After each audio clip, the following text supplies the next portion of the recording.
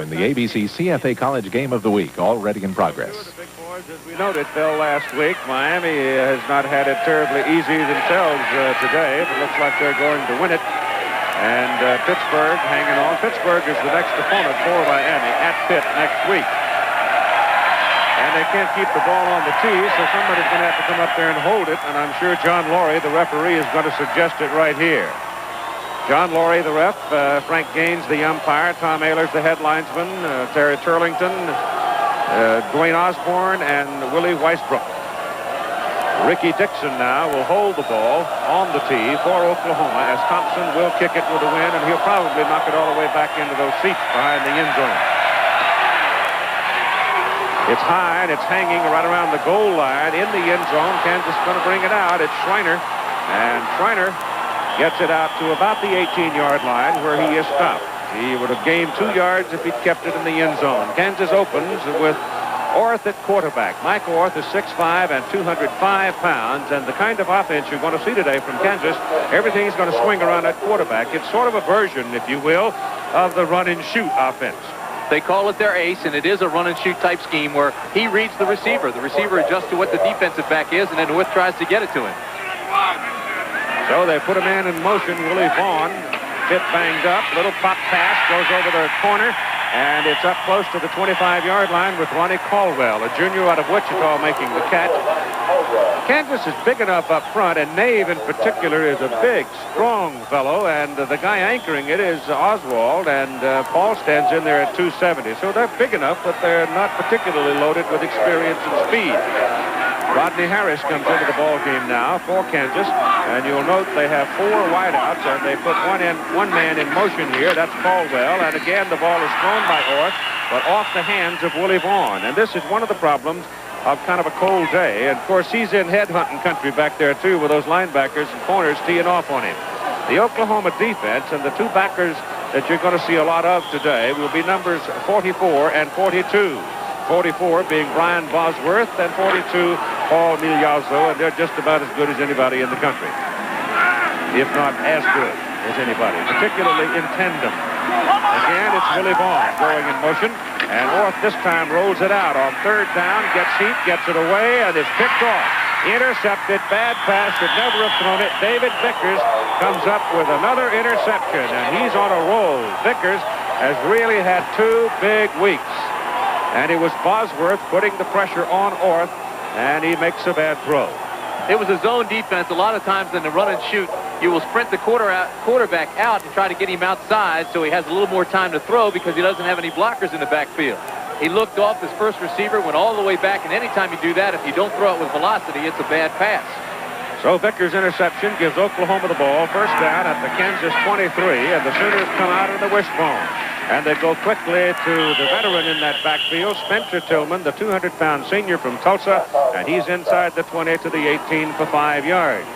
Jamel Holloway opens at the quarterback position, the sophomore out of Carson, California, and Patrick Collins opens at the other halfback position, but there's a new man at fullback, Rodney Anderson, a 210-pound sophomore from Dickinson, Texas. He's in there because Perry and Carr are both banged up, and Perry did not even make the trip.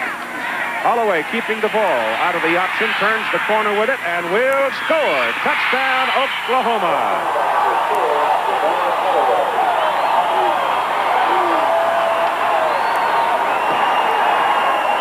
So the Sooners force a mistake and cash it in.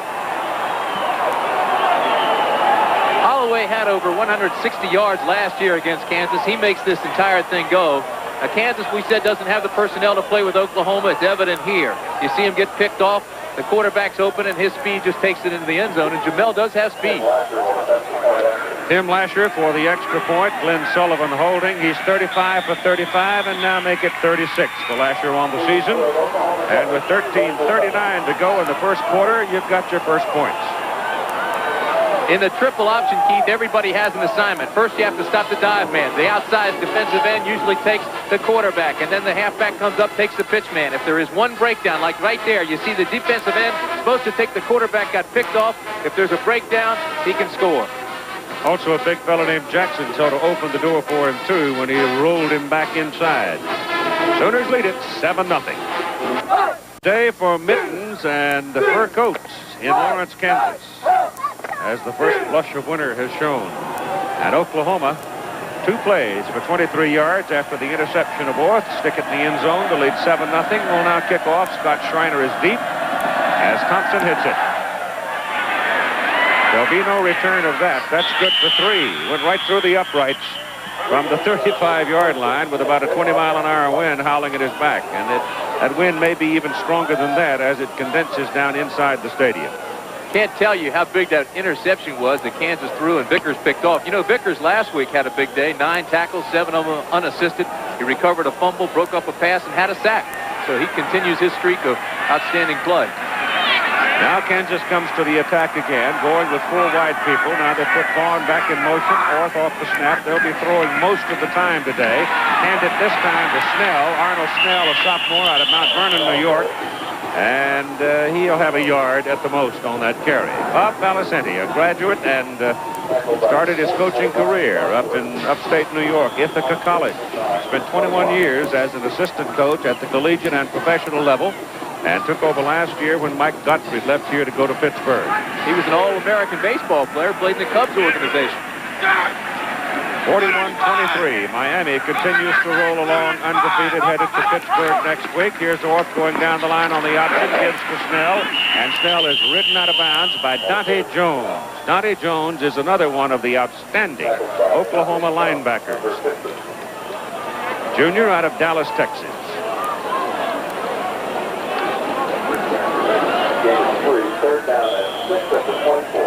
Barry Switzer prowling the sidelines. He knows well the trap that waits a lot of the time in the latter portion of the season. It is 3rd down and call it 6 for Kansas. Again the pressure, but Orth steps away from it, and he is run down from behind by first Bosworth and then Jones, and Kansas will have to punt. Brian Bosworth showing you his speed there, why so many people call him the best defensive player in the country. He certainly is up there. If he's not the best, he ranks right up there with all of them. Here he is now. He goes virtually untouched, but he also has great speed. Because the quarterback is big, strong, and has quick feet. Rich Reith in for the punt, hangs it up into the wind, and it stays up there long enough for Anthony Stafford, forced into fair catch. 32 yards on the punt, and that's not that bad considering the velocity of the wind he was kicking it into. It's Oklahoma's ball, 49. A Vinny Testaverde touchdown pass with 1:27 to go tacked the final touches onto Miami's 41-23 victory over Florida State. Testaverde with a big second half, accounted for 5 TDs in the game. Now let's go back to Keith Jackson. And further evidence that there is no longer a race for the Heisman Trophy, I would suggest to you. I think that issue has long since been resolved. It'll be Oklahoma's ball, just short of their 49-yard line. Their first possession, they started on the Kansas 23. And it took them 2 plays. They handed off inside to the dive man or the fullback out of the wishbone, Rodney Anderson. And he moves the ball to the Kansas side near the 47. The Oklahoma offensive front, and we're noting number 88 here, Keith Jackson. You saw him a little while ago on Holloway's touchdown run, the kind of blocker he is. And Murph Johnson was telling me yesterday that he doesn't get enough credit for the heavy work he does at that tight end position. But he can do just about anything that needs to be done, including return punts, and we may see that today as Holloway once again gets loose on the corner, shaking a tackle. And though Holloway is not the biggest guy in town, 5'10", 180, he's very strong. The defense for Kansas, and they line up with a basic 4-man front, and sometimes you'll see the backers come up to give more help up in front. But their 2 backers, Ziegler and Bredesen. Ziegler is the center fielder. He plays wherever he wants to, really, because he's a fine athlete and had a 63-yard touchdown run off an interception 2 years ago, and Kansas upset Oklahoma. This carry goes back to Spencer Tillman, his second of the day. Spencer reaches the 40-yard line, and that's a Sooner first down. You were talking about Keith Jackson. You know, they should make it a prerequisite when they put their game plans together at Oklahoma to get the ball, or at least let Keith Jackson touch the ball 6 times every game. He is that good, and he wants the ball more. And every time he does catch it, has an average of 29.4 yards a catch, so that is impressive. And he's big, strong, fast. He is, I think we both concur, the best tight end in the country. Holloway hands again to the up man, Anderson, and he cuts through to the 25-yard line, inside the 25, brought down by Wayne Ziegler, the senior from Nickerson, Kansas, and it's another Sooner first down. Barry Switzer is very high on young Rodney Anderson, 28. Nobody touches him that time. Good blocking up front, and he just carries it on his own down to the 24-yard line. But look at this. This is the power blocking you get out of Anthony Phillips. Phillips is perhaps the best athlete on that offensive line. He's played tackle, guard, and they've moved him around, and he's strong, and he does a good job wherever he is. He had a pretty good grip on that defense. He got that time, too, and got away with it. As Anderson carries one more time, they're going to season him today. They would prefer not to have to play Lydell Carr, who is nicked up, and as we told you, Perry is not even here. The OU offense averaging 6.5 yards per play on the season. When you look into the Oklahoma press guide, the media guide, and you look for Rodney Anderson, there is one line. It says, add Rodney Anderson, third team. Inside. And another first down as Spencer Tillman carries the ball. Spencer in his 5th year at Oklahoma, having gone through a siege of injuries, but when he is healthy, he's among the veterans in the country. Brought down by Rick Bredesen, a junior from Overland Park, Kansas. He plays in that middle linebacker position for the Jayhawks. Sooners leading 7-0, and looks like they're going for another one. The ball is just short of the 10-yard line. First down for the Sooners.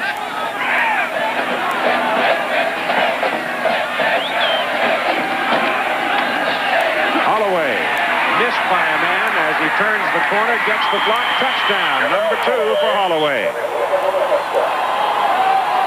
Carlson had a hold of him and couldn't hold him. He just stepped out of his arms and cantered around the corner, and again Jackson got in, blocked that, put him in the end zone. Again, it's the triple option. First, the dive man. Now, this is where Holloway is so good. Watch him. He reads now and sees he's got a blocker to the right. The out man takes the pitch man, and he's all alone. Gets a block from Shepard. It wasn't much of a block, but it was a cutoff enough to get him into the corner. Lasher for the extra point. Going for 37 in a row. And he's got it. At 9:39 to go in the first quarter of play, the Sooners have jumped out to a 14-0 lead. And coming up the next season, and the Kansas Jayhawks will be very prominent again in collegiate basketball. Al Crawford now visiting with the boss of basketball at KU, Larry Brown. Keith, it is good to see this face again. Larry, of course, preparing for the season. They've been practicing for, what, 2 weeks now, Larry? Yeah, 2 weeks. So we got our first game with the Russians on the 19th of November. Okay, now do you know, we're going to have a little quiz. What Larry Brown, this basketball, Kansas, the football team, and football in general, and this all have in common? We'll come back in a minute and tell you. Keith, back to you. Deep history of the game of basketball at this campus. We'll go back to him in just a moment. Oklahoma versus Kansas with Danny Manning in the lineup. Pretty good matchup with Mike Orth. And the rest of the Blue Jayhawks today could be a mismatch. High hanging kick by Thompson way back into the end zone and no return. So KU will have it. First down at the 20. Let's go back to Al. Keith, of course, the answer to that is James Naismith, the father of basketball, who, Larry, had the Only losing record. at Kansas. Of all the coaches, he's the only one. He was a basketball coach at Kansas. Also, in the 1890s, changed over from a wool helmet and is credited with designing the first leather helmet for the game of football. Larry, give, in honor of James Naismith, the old peach basket a try, would you? One more, quick. Do we have a chance? Go ahead, Larry. Yeah. Thank you very much. That was great. Keith, back to you. And we will be here in February for Notre Dame in Kansas as we go to college basketball starting January 18 with a doubleheader. And Orth now connects with Caldwell, and the Jayhawks have picked up their first down of the ball game out around the 32-yard line. Run and shoot again, and it's Reed all the way. Now the receiver has to read the defense. Although he sees him playing off, throws his arm up, and that's an instant sign to Mike Orth that he's going to turn, and he wants the ball quickly, so they got it to him in a hurry. Again, 4 wide people. This time they stretch him all the way across the field. On first down, Orth gets some pressure and goes down in the arms of number 80, Troy Johnson, the defensive right end. He came in virtually untouched and decked him all the way back on the 24-yard line. A definite weakness of the run-and-shoot offense is the fact there aren't any backs in the backfield to block.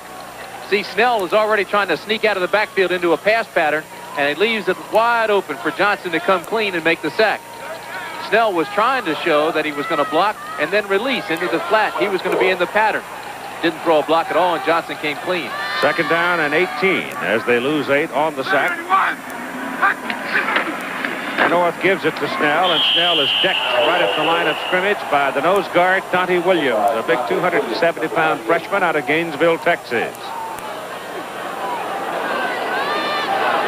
So it'll be third down and 18. Michigan winning big today, and Ohio State thrashing Iowa.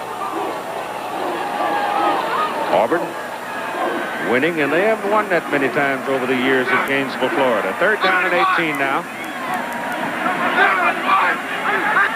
They've got Trips on the bottom of the picture. 3 wide people dump it off, trying to set up a little screen action the other way, and legs get tangled up. The gain is just over the 30 for Arnold Snell, but it'll be fourth down for Kansas, and the Jayhawks will have to punt into the wind again. Oklahoma has had the ball 2 possessions, and they've stuck in the end zone both times with Holloway scoring. We've got 7:40 to go in the first quarter. Reith is a transfer from Los Angeles Junior College. His first punt today into the wind, hung up there a while, but it only traveled 32 yards. Patrick Collins is the deep man for Oklahoma. That's a little better kick, looks like. Probably not much more in distance, though, but he hung it up and again forces the fair catch, and it goes for 30 yards on the carry. So it'll be Oklahoma's ball at their own 40-yard line. Controversial finish in Chapel Hill. With 4 seconds left, Lee Glarmus of North Carolina kicked a 28-yard field goal that beat Maryland for the Tar Heels 32-30. Maryland coach Bobby Ross contended that North Carolina had already called its last timeout, shouldn't have had a chance to set up for the winning field goal. Ross, as you will see, chased referee Donald Faffret all across the field, chased him to the officials' locker room, eventually had to be separated from Faffret by a campus cop. Bobby Ross in the midst of what has been a frustrating season for him and for everyone at the University of Maryland. Keith? Keith, the feeling in College Park is, with the present situation at the University of Maryland, is that Bobby is very frustrated with the happenings. Dick Dahl, who hired him, has now resigned, and the feeling is strongly that Bobby will leave at the end of this year. First down, Oklahoma at their 40. And Eric Mitchell is now in the ball game at quarterback for Oklahoma, and he figures to get quite a bit of playing time today. And he moves the ball for 5 yards, actually closer to 6 yards, just over the 45. Well, what if in fact they had given him an extra timeout? I mean, I don't blame him. I'd be a little hot too. Well, I would too. You know, we saw that one other time last year in a game that we did. It was West Virginia and Boston College that happened. Hey, give us a sideline, please, man, right now. Second down, call it 5 for the Sooners. Their third possession of the ball game. They lead 14-0. Ride it off to the up man. In there is Earl Johnson. And Johnson, who has moved over into that fullback slot now and will do some of the heavy work. Earl is another running back at Oklahoma that had a bad knee injury, and he finally fought his way through it and rehabilitated himself and is getting to play here in his senior season. But if he had stayed healthy, I expect he would have really been something. He'd have had some numbers to remember. He came in as a freshman along with Tillman. It was very good. Same situation with Spencer Tillman. You mentioned he's one of the best in the country when he's healthy, and he has been injured quite a bit. That's Johnson carrying and breaking one tackle, butting heads downfield with Wayne Ziegler, and carries it for an Oklahoma first down at the Kansas 38-yard line. Just watch the offensive line. That's where games are won or lost, and they are controlling it. Again, Anthony Phillips, did you see big number 68 there? Put his arms around the man. He was holding, but he got away with it again. And Johnson now, low center of gravity, just good power running. It's not a particularly good day for the folks up on Freeloaders Hill up there. That's that beautiful section of campus that leads up to the Campanile. And here's the carry by Spencer Tillman inside the 30 down to about the 29. He's a yard short of his first down. On sunny days in the autumn, that great stretch of green grass is literally covered by blankets of people who are picnicking and watching the ball game as it leads up the hill toward the campus. Would you call it Freeloader Hill? Pocket saver incline? They got one of those at Strawberry Canyon out at University of California in Berkeley. It's so steep, if you lose your footing, you slide all the way downtown. Earl Johnson carries, gets the first down. Inside the 25 to the 23. So Oklahoma, starting this march from its own 40, is just blowing them out of there right now. Incidentally, Al Troutwig has pledged a valiant try to the very top of the Campanile before the day is done. Eric Mitchell coming down, flips it off as he is hit, gives the ball away to Spencer Tillman, who loses the ball as he is knocked out of bounds, but they'll give him possession to the 21 of Kansas, and there the Sooners will have it second down. Second down and 8. Colorado came from behind to beat Oklahoma State today, and of course Colorado shocked the structure of the Big 8 conference last week when they defeated the Nebraska Cornhuskers, and Oklahoma's headed that way soon. So that Colorado wishbone, Bill McCartney finally getting the right people in the right place and getting things to go right for him. This is Anthony Stafford. And Stafford is inside the 15 to the 14, a yard short of the first down. Anthony is a sophomore out of St. Louis. He and Patrick Collins may be the swiftest of those running backs, but Stafford in particular can fly. Big number 73 for Kansas. Teddy Newman was in on the tackle. He's the fastest defensive lineman they have for the Jayhawks. He said he came to Kansas because he likes to play the run, and this is a running conference. I wonder if he'll feel that way after this afternoon. Double tight end now as Duncan Parham checks in for Oklahoma on third down and 2.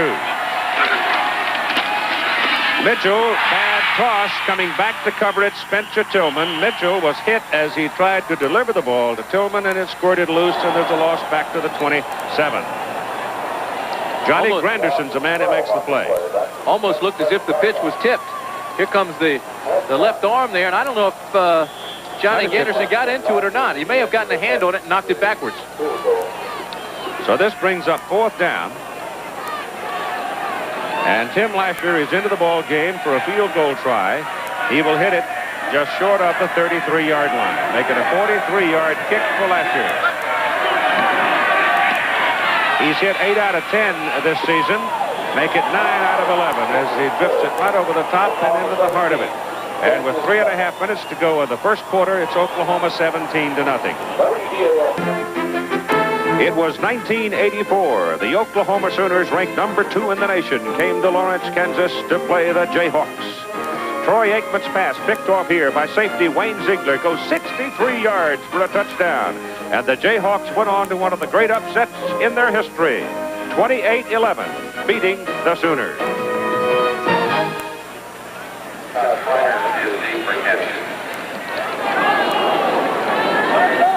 I see no prospect of the Kansas Jayhawks pulling off a shocker here today. Not the way Oklahoma in its first 3 possessions have taken the ball and just stuck it in the end zone. This last time they didn't get the touchdown, but settled for 3 as Thompson again, with the wind at his back, knocks it well back into the end zone where Schreiner puts it down for a location for the Jayhawks at the 20. Here again is Al.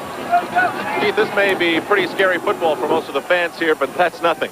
This is a scary football. We got this for Halloween. Meanwhile, we had a great trip to the bookstore this week. A reminder to do your holiday shopping early. This is a University of Kansas Christmas ball. Okay, Kirsten, thank you very much. And Jeannie has our souvenir of the week.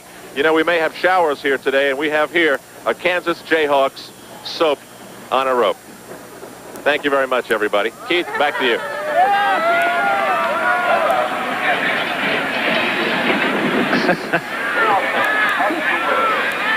If you start bathing outdoors in this kind of weather, you'll be in the hospital for morning, I'll tell you. Join the Eskimo Club. Timeout on the field. Kansas ball at the 20. KU called the time tomorrow. Some 20,000 will be competing in America's largest marathon field in New York City. Defending champion Grete Waitz of Norway, Orlando Pizzolato of Italy will be competing. ABC Sports is presenting coverage from start to finish. 10:30 it begins. 10:30 in the morning, Eastern Time. Well, if you're the offensive coordinator at Kansas, what are you thinking now? You can't run, you can't hide, so your only option then is to throw and keep throwing. You got to give up something to play the run and shoot, as you well noted a few minutes ago, and the run and shoot also takes away any kind of deception to freeze in the backers. So those ends and backers are pretty much free to come jump all over your bones just like that. As Snell tries to get around the corner, and he's dropped just over the 20-yard line. Well, they went to a split-back offense that time, which indicated that they were going to run. But remember now, the Oklahoma defense is #1 in the nation against the rush. Well, they've only allowed, with that carry, 317 yards total this season. And Oklahoma has not allowed a rushing touchdown all year. Mike Orth is the quarterback for the Jayhawks. Gives the ball inside to Mike Rogers, number 24, a junior out of Smith Center. And there is just simply nothing there. They're looking at 3rd down and 10. Brian Bosworth, 4th-year junior. Probably go to the NFL next year. He'll be a starter wherever he goes. Quality player. Certainly gets the publicity. Although I think now he's trying to play that down and get back to playing football. Yeah, I think he'd taken the rainbows out of his hair. I didn't see any sparkling there yesterday. 3rd down and 10. They're there. Are they? Orth rolls it, throws it. Won't get the 1st down as the pass is caught by Ronnie Caldwell. And once again, Kansas will have to punt. So they've had the ball 4 times, and they will be punting the 3rd time. The 1st time the pass was intercepted, and Oklahoma scored off of it. With 2 minutes to go in the 1st quarter, the Sooners will again have good field position if they handle the ball. Patrick Collins is the deep man. Rich Reith will punt it. 32 and 30. The 2 kicks, he'll improve that considerably when he turns around in the 2nd quarter and gets the wind at his back. Make note, Patrick Collins is the fastest Sooner on the roster. Again, it's high enough and hangs there long enough, forcing another fair catch. Ricky Dixon stepping up to make this call for the fair catch after a 25-yard punt. And Oklahoma owns the football 1st down near the Kansas 48. Let's pause 5 seconds so our local stations can identify themselves.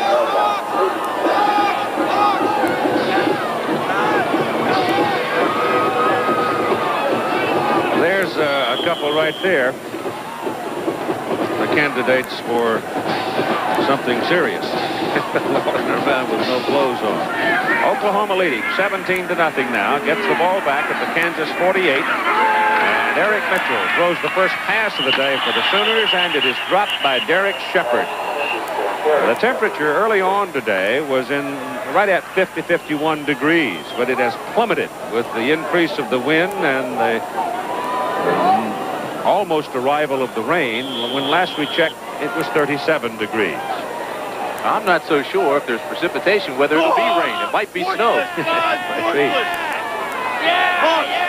2nd down and 10. Happy Halloween. Mitchell runs away from the pursuit, delivers the ball outside to Anthony Stafford, and he's finally knocked out of bounds. It looked like he might get by the last man, Jamie Steinhauser, but Jamie got enough of him to force him out of bounds, and there's an example of how quick he is. Let's watch it again. I'm not so sure Steinhauser got any of them. He almost jumped over him. Again, it's a good read by Jamel Holloway. See, everybody's inside, so he pitches it outside and gets the kick-out block. Now here comes Steinhauser. Will dive at his feet. Stafford goes over top of him. Right here, look. Really didn't touch him, but he lost his balance and had to go out of bounds. Put him out at the 15-yard line, where it's 1st down for the Sooners.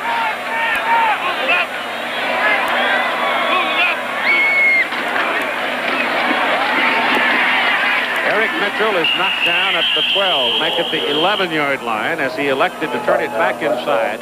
Eric is a 6'1", 200-pound sophomore from Pine Bluff, Arkansas, and he was brought down by John Randolph, a senior for the Hawks from Kansas City. He was tackled by the linebacker over there, John Randolph. Now, Randolph told me he's a laid-back person. He says he just likes to relax and watch his piranha eat. Now, what does that tell you about the guy? He's got pet piranha. He's got all of his fingers. Second down and 7. Mitchell pitching it out. Once again, here comes Stafford. But this time, Wayne Ziegler comes up and brings him down. But you got a penalty flag and a face mask call coming here, I do believe, against Ziegler. Wayne almost ran by him, and I think in reaching back to get a hold of him, no, we're not either. We got a clip against Oklahoma. So the Sooners make their first mistake of the ball game. And it's Jackson who was trying to get his helmet and shoulder past the man and couldn't do it, so he came right down the back of his legs, and that is a clip. Tillman, Johnson, Anderson, Holloway, Mitchell, and Stafford have all carried the ball now for Oklahoma. And Stafford with the greatest number of yards at 40. With 37 seconds to go in the first quarter, the penalty is going to move the football back to the 26-yard line. Clip on the offense. 6-yard line. Second down. Boy, this is the time in that defensive huddle you start talking about playing for pride. You don't want to be embarrassed. You don't want to look like you can't play football. So you say, all right, let's start running to the football. Let's try to get 11 helmets on that football every time. Carrying the ball up the middle is Earl Johnson, and he's down to the 10. He needs 5 more yards for a first down. Wayne Ziegler made that hit on Johnson. Looked like Earl might pop that one all the way. Well, again, it's a power football team, and we said that Kansas doesn't have the personnel. You see, they all get cut off. Ziegler, though, is a quality player. Number 18, he could play for almost anybody in the country. You showed his interception 2 years ago, and he can really play. So the first quarter is over. Oklahoma leading 17-0 and threatening to add to that total. Play. Oklahoma owning the football at the 11-yard line of Kansas. It is third down, call it 5.5. They lead 17-0. Eric Mitchell is in at quarterback, replacing Jamel Holloway. Keeps it, turns the corner with it. And he should have a first down. Looked like he was getting the ball and shoulders across the 5 as he was tackled.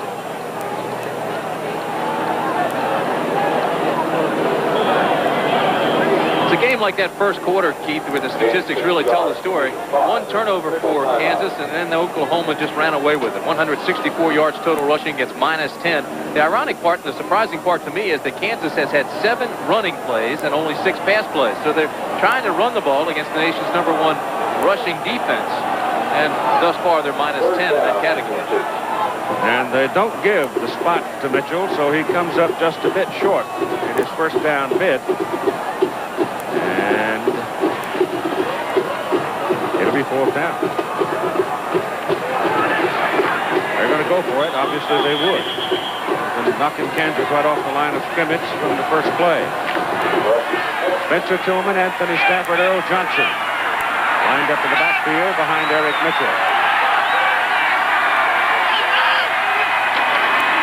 Mitchell keeps it himself and gets to the 4, and that will be a first down. First and goal for Oklahoma.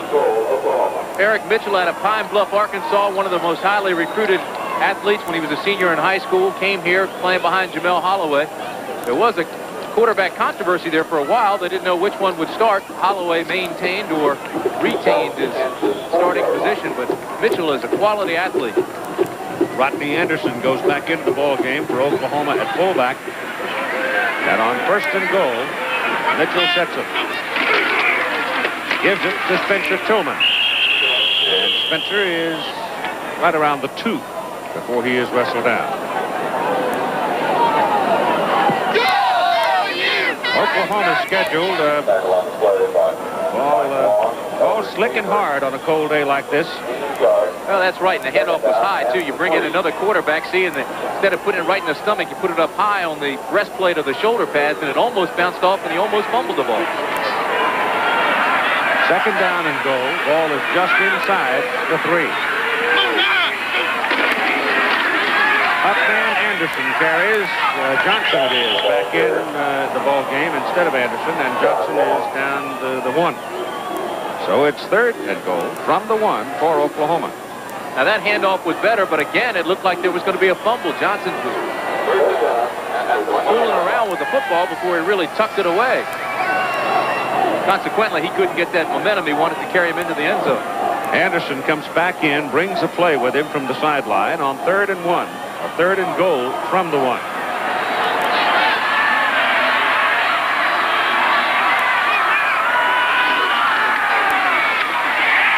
Mitchell is caught back on the 4 by Rick Bredesen, the middle linebacker. And he is held short. Boy, I'll tell you, this is 4th down and goal. Good-looking defensive surge. You can see that time the line of scrimmage is controlled by Kansas. Short yardage defense. Look at the linemen there laying on the field. That's all they have to do is penetrate. Watch him dive here. Submarine. See him cause the pileup? That linebacker comes free through there, and Bredesen makes the tackle. That is a good-looking short yardage defense. Penetration is the key. Establish a new line of scrimmage. 1 yard deep in the offensive backfield. Let the linebackers do the penetration.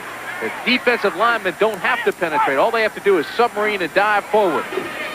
Let the linebackers come and make the play. And then they'll get support from the secondary. Kansas calls the timeout. That is the second. They have 1 remaining in the first half. We have 12:36 to play in the first half. And they gave progress of the ball to the 3 yard line. So it'll be 4th down and goal for Oklahoma from the 3. And with the timeout, Oklahoma's kept the offensive backfield intact of Mitchell at quarterback, Tillman, Stafford, and Johnson. So they apparently intend to go for it, disdaining the field goal. They don't really need it at this juncture, leading 17-0. No, but it would be fun to see that Kansas defense just raise its back and have a stand here. We mentioned they were ranked in the 90s in scoring defense. And something like this could really help the young, inexperienced players get some confidence. Now they've changed their mind on the Oklahoma sideline. They have sent Lasher into the ball game.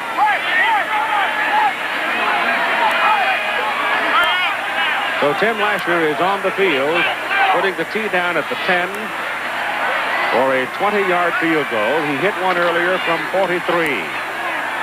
And now he has one from 20, and at 12:33 to play in the first half. It is now Oklahoma 20 and Kansas nothing. Here's the offense. The Chicago Bears, the Super Bowl champs, always look sweet. They meet on ABC's Monday Night Football.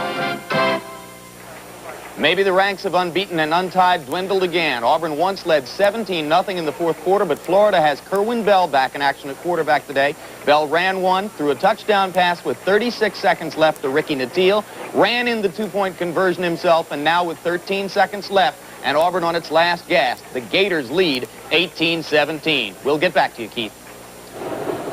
Okay, Jimmy. Yeah, there's a big wince amongst the Sugar Bowl folks over that one. Alabama down last week. Auburn apparently going down this week. Gainesville is a tough place to win. Thompson's kickoff into the wind goes straight up in the air and comes straight down. I mean, that wind is rough. And you get some idea. Now, with the wind at his back, he was knocking the thing almost out of the stadium a while ago. And now into the wind, it goes up, and it stayed up. And a fair catch by Lendell Yarnell, and Kansas will have their best field position to start a possession at the 30-yard line. Mike Orth comes out at quarterback. Arnold Snell, the lone remaining back, and they've got 4 wideouts. Oklahoma showing a 4-man front right now. Orth's pass is away and thrown very hard and incomplete just as he was sandwiched. Orth is hurt, Keith.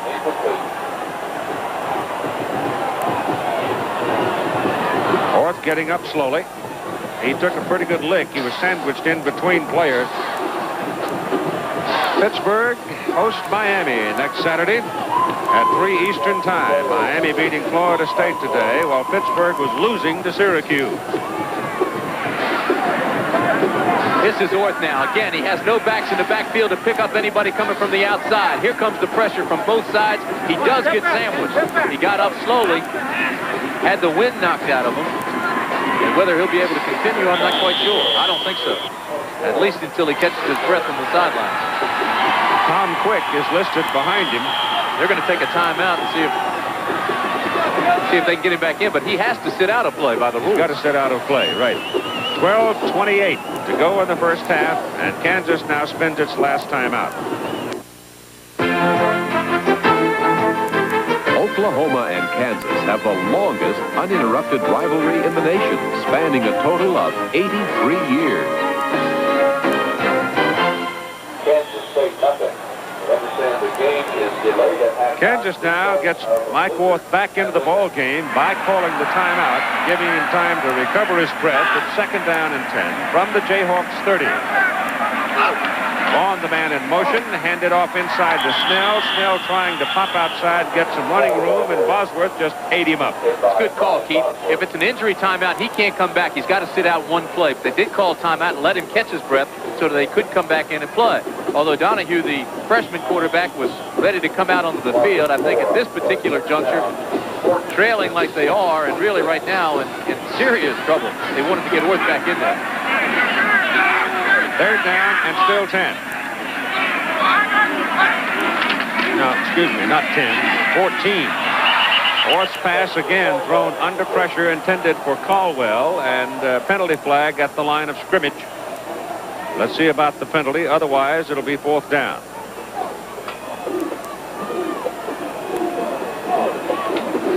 It's holding against Kansas. And so they'll flip the marker, and Kansas will have to punt it. This time with the wind, though. Reith should be able to get something on the ball. Got a quick look at Bob Valicenti, the head coach at Kansas, on the sidelines. You know, this is his initiation into the Big 8. You're not a charter member of the Big 8 coaching fraternity until Oklahoma or Nebraska run you out of the ballpark.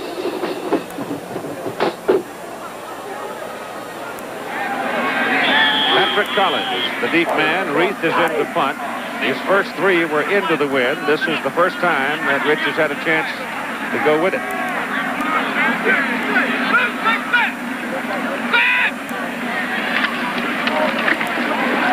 Penalty flag. Kick is away. And you got 3 Oklahoma people back there jousting to accept the punt. Ricky Dixon finally gets control of it after a 36-yard punt. But remember, there's a flag back upfield. Oklahoma was offside, and I would think Kansas would want to do it again. Coming up this Monday night on ABC, the Los Angeles Rams and Chicago Bears. And Steve Fuller is scheduled to start for the Chicago Bears. Jim McMahon is still having trouble getting that sore shoulder back in shape. So Steve Fuller has been penciled in as the starter for the Bears against the Rams. And you'll see it here on ABC Monday night at 9 Eastern Time. That's just about the time I'm putting my steak on the grill out in the backyard in California. Well, I'd say I wish I was in California right now. It's cold. Barry Switzer, remarkable record since he took over as the head coach. Defense, 4th down. From Crossett, Arkansas. Played for Frank Broyles at Arkansas. It's still 4th down after the penalty, but they'll give Reith another chance to hit it. He got only 36 yards out of the last one. The Oklahoma people, 3 of them back there, and they were sort of undecided as to who was going to make the catch on the last play and almost let the ball get away. There is no pressure, and it kicks a little deeper. It goes on his knees to Patrick Collins. So that is a 41-yard punt by Rich Reith, and Oklahoma has the ball back, leading 20-0. Well, number 1, Miami was a winner. They play Pittsburgh next week. Michigan winning big today, rolling up 69 points against the Illini. Auburn losing to Florida by a point, so another of the unbeatens has fallen. Arizona State and Washington play tonight out on the West Coast. And that one could be for the Rose Bowl. Jamel Holloway is back in at quarterback for Oklahoma. Gives the ball to Collins, and Collins from the 28 up to about the 32. Keith, it was just announced on the PA that Nebraska-Kansas State game has been delayed at half because of a blizzard in Lincoln. I knew they were expecting some snow, but I didn't know of that depth of blizzard, huh? Nebraska leads 17-0, and it is being delayed by a blizzard. Oklahoma finishes the season at Lincoln. November 15, they go to Boulder to play Colorado. They might be in the snow 2 successive weeks. Next week they're at home against Missouri. Not much there as the KU defensive people close quickly on Earl Johnson, who's in there at the fullback position. Earl's been in and out and around the Oklahoma football team enough. I would imagine he could play almost any place. He knows the book. Third down, 4 at the 34-yard line.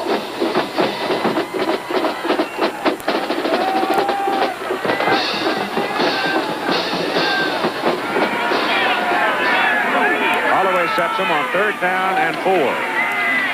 Keeps it. Runs away from pressure. Now they get him.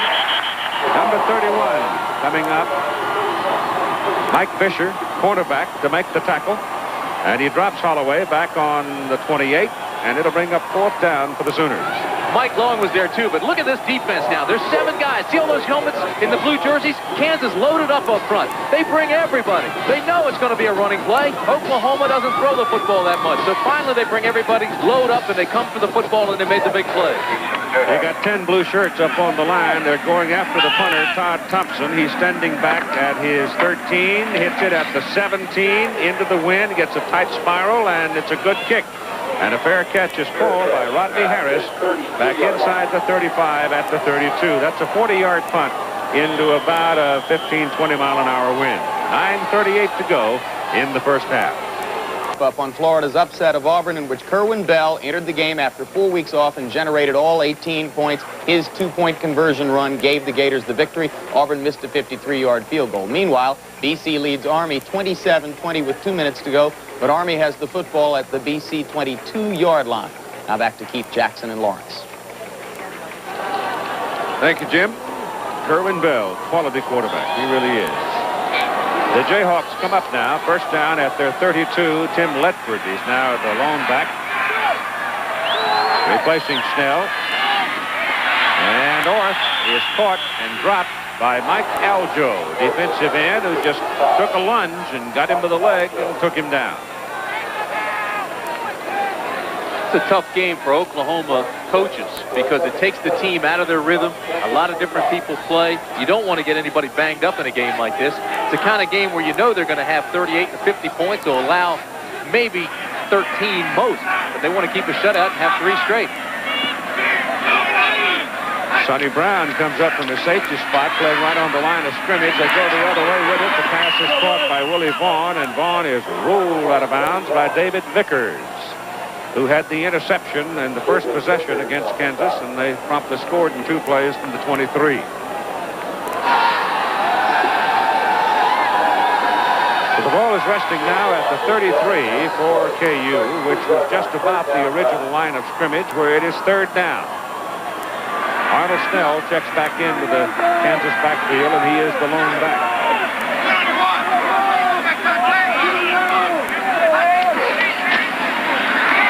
No time, dumps it off to Snell. Snell trying to drag 2 men with him and can't do it, as Sonny Brown came firing in on Orth and forced a very quick pop by him, and he was able to force the ball into Snell, but they come up short of the first down.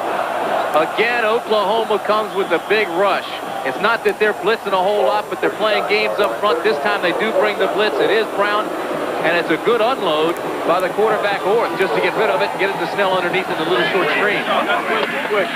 And they will punt on 4th and 3. Waite's last kick for the win with a 41-yarder. Collins is deep for the Sooners. Penalty flag down, and this is his best effort of the ball game. Collins takes it, wiggles back for about 3. You've got another flag down where the ball was caught. There are 2 flags on the play. So there's a flag back up at the line of scrimmage, and there's a flag downfield where the catch was made. 40 yards on the punt.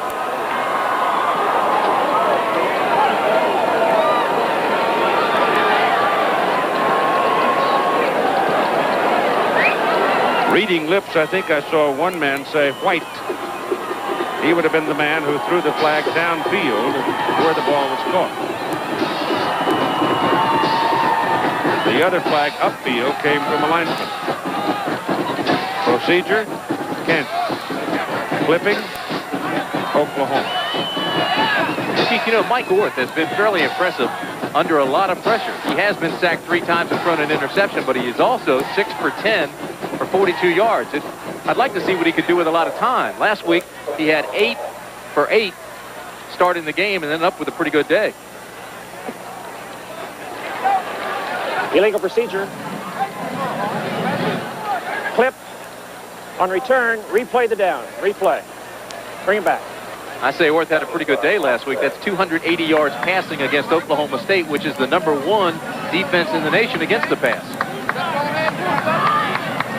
He is at no time today. So we'll replay it. Somebody's working on a pumpkin. Cover, kid. Take that home to the youngins, kid. He frost on that pumpkin before the game's over. Kick is out of there. That's far and away the best part of the ball game, and it goes into the end zone. He had a nice tight spiral on it, got it high in the air, and it traveled 61 yards. 7:25 to go, first half. And just outside the Oklahoma dressing room, let's go trick-or-treating. Oh, sure, son. This is what I'm handing out today. Thank you very much. Appropriate, don't you think? Be interesting to see now what happens with Oklahoma. If they don't do something offensively this time, I think you're going to see that man chewing on some coattails, because there is always a danger when you get too many points too soon. Sometimes the team will ease up a little bit. And I think he's concerned about it, but he probably shouldn't be, as Rodney Anderson just explodes up the middle with a huge hole and immediately picks up a first down at the 33-yard line. What the Sooners have done with the ball, the last time they had it, they punted. But now they have moved it very quickly for 13 yards. Hard to get upset when you score 4 out of the 5 times you have the football. That's true. But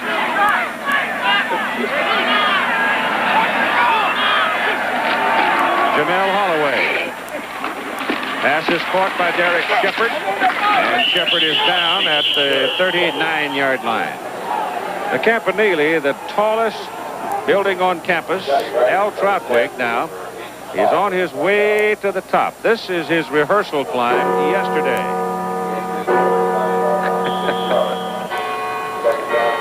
He survived that. It becomes, the higher you go, the more challenging it becomes. He approached it gingerly, and we'll see if he made it to the top today. Fumble off the football by Rodney Anderson, and Kansas recovers it. So the Sooners now turn it over. Now Barry Switzer can get upset. Johnny Granderson is the man who made the fumble recovery. But Anderson again breaks into the secondary. It was Ziegler again. Quality player. Got his arm in there. You can see his right arm strip the ball free of Anderson. And Granderson came and recovered it quickly. So now the last 2 possessions, Oklahoma's had the football, walked away without any points, and this time turn it over. That's what Oklahoma did not want to do. I told you he'd be getting feisty in a few minutes. Kansas ball up at the 46, and Orth has a little time, but then throws it too low, and it is batted down at the line of scrimmage by Steve Bryan, a 6'3", 260-pound senior. Now, Al, have you made the trek? Yeah, Keith, this is about as close to feeling like Edmund Hillary as I'm going to get, but it was worth the climb. This is, of course, called the Campanile, or the Bell Tower, here at Kansas. It's in memory of the World War II veterans. It's a great seat. As a matter of fact, it's the best seat in the house because I can see football and also that dangerous weather approaching from Nebraska way. Back to you. Be careful coming down. 2nd down and 10.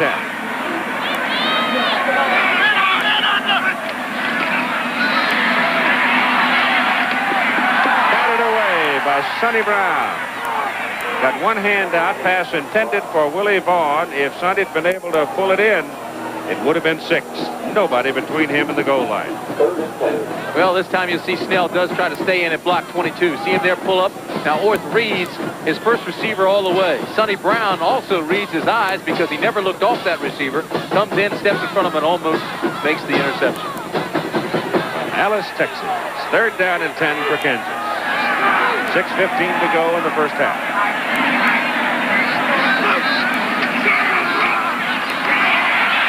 Steps away from the pressure man, gets it off, and it is incomplete. Pass intended for Peta Samuel, and covering was Scott Garl. Garl, a sophomore from Hominy, Oklahoma, and Samuel from Iola, Kansas.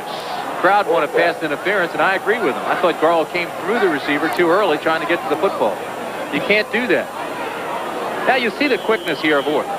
He evades one tackler right there. Now he comes out and he sees his receiver come free, who's skating with him. See that?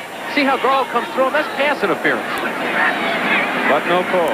Reef into the wind, 28.5-yard average. With the wind at two punts, 51-yard average. The last one went 61. As the Sooners elected to let it bounce on the artificial surface. Pressure on him this time, and he shoots it up into the air. The wind helps it. And Patrick Collins calls fair catch back at the 14-yard line. That a 39-yard putt and a goodly amount of pressure on the punter Reed. 5 minutes and 58 seconds to go in the first half. That's what we have for you at halftime. Jim will be talking with Vinny Testaverde. And we have a piece of videotape that was furnished to us when we came out here that's quite striking on the Kansas players going to the Lansing State Prison. You'll enjoy that one. Eric Mitchell is back in at quarterback now for Oklahoma. As the Sooners go first down on the 14, Mitchell going to line with the ball, keeps it, and turns it to the 22. Ball came loose, but they're going to call him down. Brown can't cause a fumble. Well, and the whistle had blown before the ball came loose, too. Keep thinking of Al up there on top of that thing without any ropes. Sir Edmund Hillary wore ropes up in Mount Everest. Here's that play again. Now you'll see Mitchell reading as he comes down the line of scrimmage. That's the key, but now he's got to tuck the ball away. And again, Ziegler is there, gets pressure from the other side now, and the ball comes loose, but again, it's after he hits the ground. That's a good call. Earl Johnson, 205-pound senior out of Dallas, takes it into the middle. On second down at about 3, and he is held short of his first down. OU has picked up 211 yards on the ground so far in this first half. And Kansas on the ground, minus 20. Of course, that'll include your quarterback sacks. Third down and a yard and a half.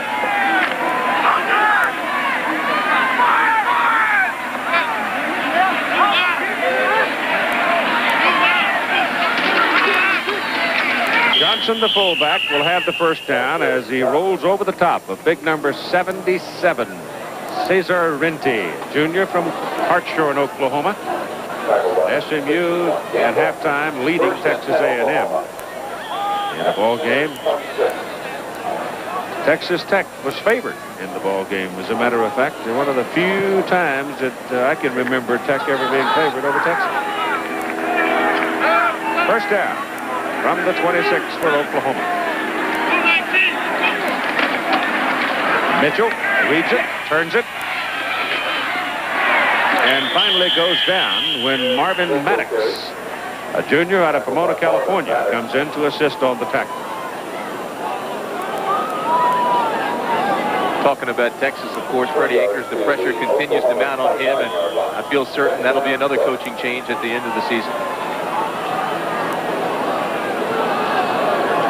Well, those kind of things start, and they just seem to gain momentum, and the media feeds it. The first thing you know, it's out of hand. Certainly can't fault Fred Akers' record. Carrying the ball is Patrick Collins. And Patrick is up near the 35, about a couple of yards short of the first down, with 3:35 to go in the first half. Well, you're right. As Akers' record now, he's won over 75% of his games. But what the alumni is upset about is that against teams with winning records, he is 9-11. A lot of people are going to have some yardage today, I think, for Oklahoma. A lot of them already have. It is third down, a yard and a half. Going for the first down and getting more is Patrick Collins out to the 43-yard line. Keith Jackson may not get the football as often as he would like, but he does so many other things. Look at 88 now. This is what he does as well as anybody in the country, and that is block. He's taking a guy and just driving him right off the line. Put him on his back. There you go, the takedown. 6'3", 240 pounds. A junior out of Little Rock. And we've got a Sooner down on the field, hurt on the last play. 3:08 to go in the first half.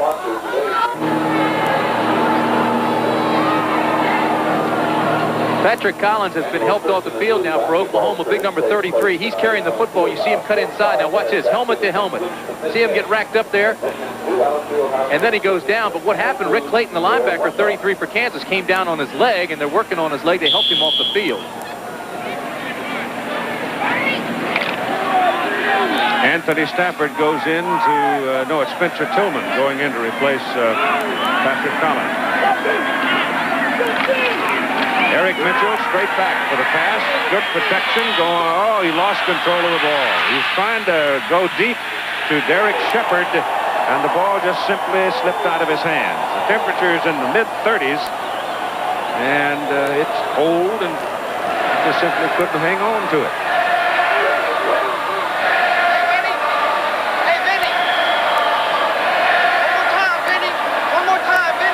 43-yard line.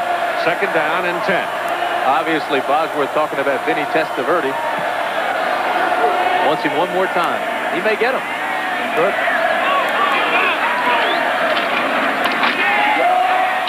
This is Johnson. And Kansas gets him short of the line of scrimmage. Rick Bredesen and Stacy Henson, the middle backer and the right side backer, bringing him down. I'll tell you this, though. All the talk in the world won't shake Vinny Testaverde. He's a cool customer. Performed extremely well in that big win today over Florida State. Third down. They need 9.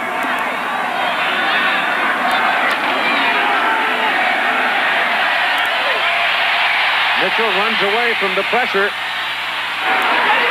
And he's brought down short of his first down as he got the ball up to about the 48. Rick Clayton made the hit on him. And so the Sooners now will have to punt into the wind. Rick Clayton is punching some tickets out there. He's the one that hit Collins, and they helped Collins off the field. That time he put Holloway on his back, took his feet right out from under him. Mitchell, rather, I'm sorry. And Mitchell is slow getting up. Watch 33 in the blue now as Mitchell cuts up. Tries to take that inside and not offer his entire body, and what Clayton does is just pick him up and put him on his back. Here it is again. Mitchell does not offer his body to the tackler. See, he'll turn sideways just before he gets hit. But here comes Clayton. Clayton breaks down now and picks him up and throws him right down. Comes down on that right arm. Rodney Harris is deep for Kansas as Thompson comes in to punt, his second of the day. The first one was good for 40 yards. Wrapped it. Down he goes, back on the 37-yard line, and the Jayhawks get a break.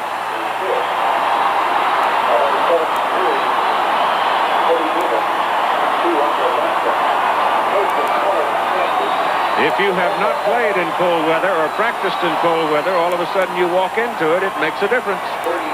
Well, I tell you what, too, don't get the underdog excited, because if they do and start believing they can do things, there's no telling what'll happen. The crowd is back into the ball game now, but you see the snap wasn't that bad, a little bit low, below the knees, just couldn't get a handle on it. Orth comes in, sends Kansas to the same formation, and pressure all over the place. They set up a screen, and my gosh, who's in the middle of it? You got 4 blue shirts out there for the ball carrier, but the man right smack dab in the middle of the whole bunch is Brian Bosworth. Penalty flag now as we have a little fight break out. Well, I tell you, that play was set up perfectly, too, but it shows you what an All-American does. Brian Bosworth wasn't fooled at all, stayed at home, read the screen, and took everybody out of the way and made the play. Of course, then they had some words. You know, that's the kind of stuff he likes. Get excited. Let's have some words. You want to talk? All right, throw the flag. Here he is now, fighting off blockers. 1, 2, 3. Still in the hunt and takes down Snell.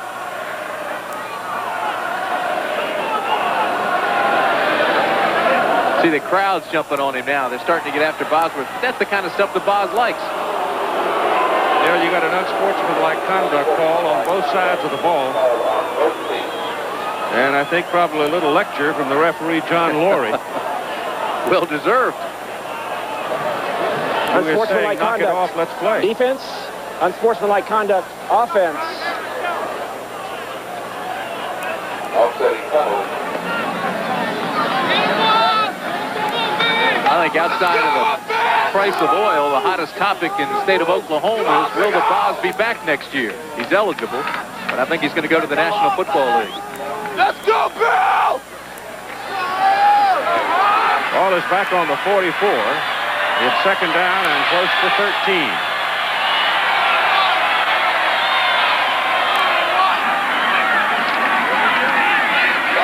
Trying to set up a halfback pass. It's thrown up for grabs. Vaughn fighting for it. Intercepted on the deflection by Scott Girl of Oklahoma. And the Sooners get it back. Willie Vaughn was the intended receiver, and the ball was tipped. And Girl comes away with it. Valicenti put this play into the books this week. He has the option pass. Snell is going to throw it. But the school paper was out at practice. Took a picture of it. There's a big picture of Snell throwing the football in the paper yesterday. You don't think Oklahoma saw it? Boy, they read that one right away and made the interception. Scott Garl. Well, he had double coverage. He had no chance really at the ball unless he got it on a deflection. And Jamel Holloway is back in now. The ball just over the 15 for the Sooners. And on first down, carrying is Anthony Stafford. And he'll have it up around the 18-yard line. Well, there was a lot of pressure on that halfback option pass on Snell, too, and he kind of threw it up for grabs. Just hung up there like a balloon. Quarterback, Oklahoma, Jamel Holloway. Earl Cavendish is in there in the wide receiver spot, number 83, a sophomore out of Tulsa.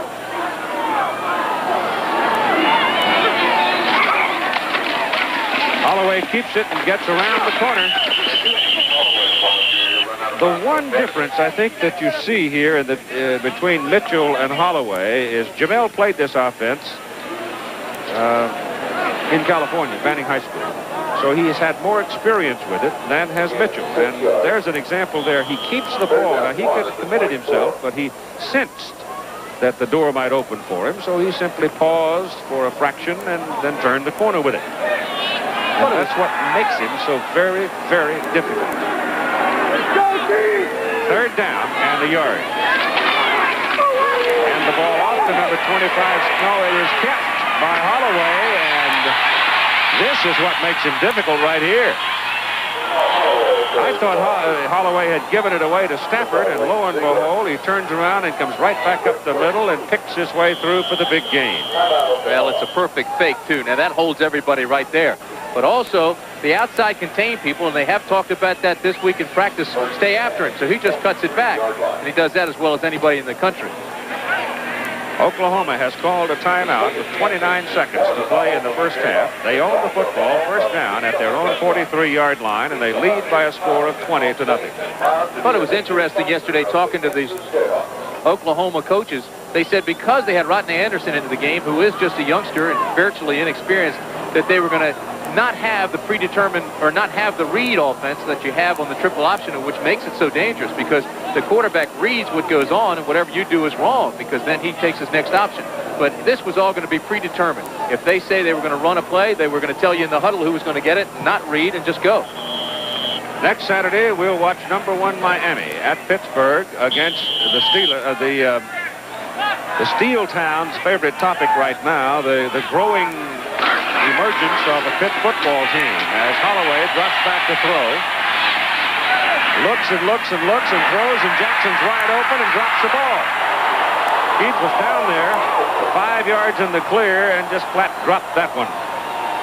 But Mike Gottfried, it's an interesting story that he went from Kansas to Pittsburgh, and watch Jackson here now. The ball's right in his hand. He's having the same problem I'm having in this cold weather. It's concentration.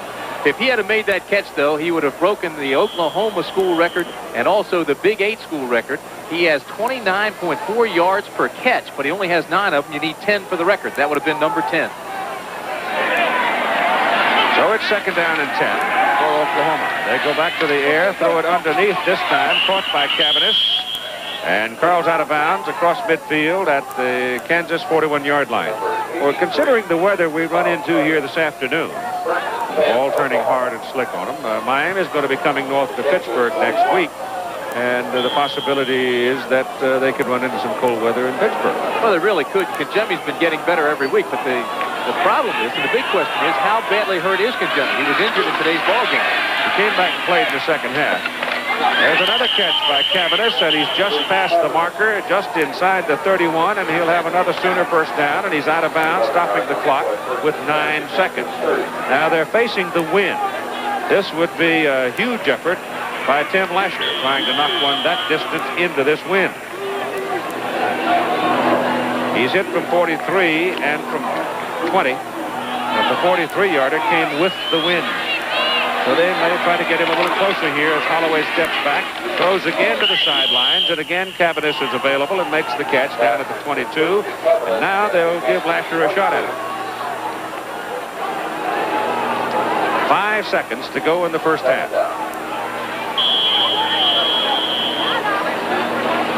And a timeout called by Oklahoma. Keep the clock at 5. And right now, let's take a look at the University of Oklahoma. 39-yard field goal try by Tim Lasher into the wind. It's no good. He tried to hook it back in, but that's a problem you have with the wind. It wouldn't let it hook. He just kept it out to the right, and he missed it by a couple of yards on the right side, and the first half is over. So the Oklahoma Sooners dominating and leading by a score of 20-0.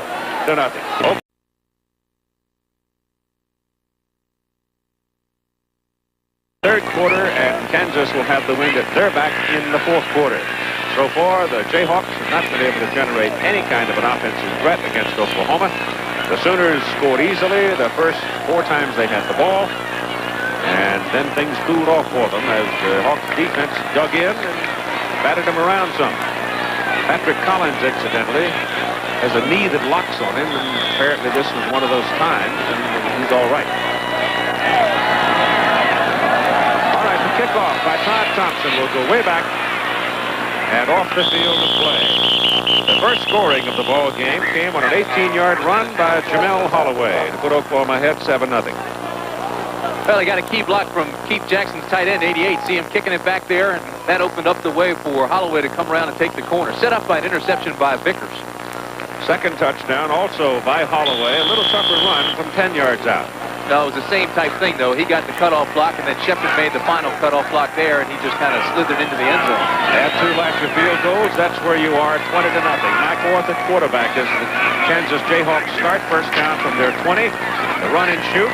This one works to Willie Vaughn, but he's shirt-tailed by Sonny Brown, and it winds up a 4-yard gain only. The run and shoot offense stretches the seams in the zone with deep patterns and a multitude of receivers. It's a big play offense, but they haven't had the big play. See the tackles by Bosworth and Johnson and Vickers there, and Vickers also had the key interception. And then Kansas really played some solid defense in the second quarter, although I think Oklahoma played under its potential. Second down and 6 from the 24 for the Jayhawks. Orth delivers it, and the ball is caught just over the 25, near the 26 by Ronnie Caldwell, and then he's immediately pounced on by David Vickers. Vickers originally intended as a quarterback, but has turned out to be a fine safety. Look at that, 283 total yards to 20 for Kansas. 2 turnovers by Kansas, they can't do that. And minus 20 yards rushing. And they're looking at third down and just a little less than 5.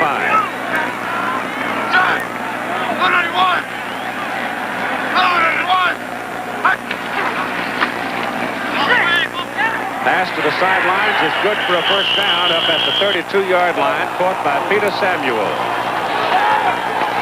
And that gets some applause from the sparse gathering on this cold afternoon, as the Jayhawks have it first down at the 32-yard line. You can't keep throwing the ball sideways. Sooner or later, you're going to have to stick one down the middle, and so far, they've had no luck in getting the ball down the middle at all.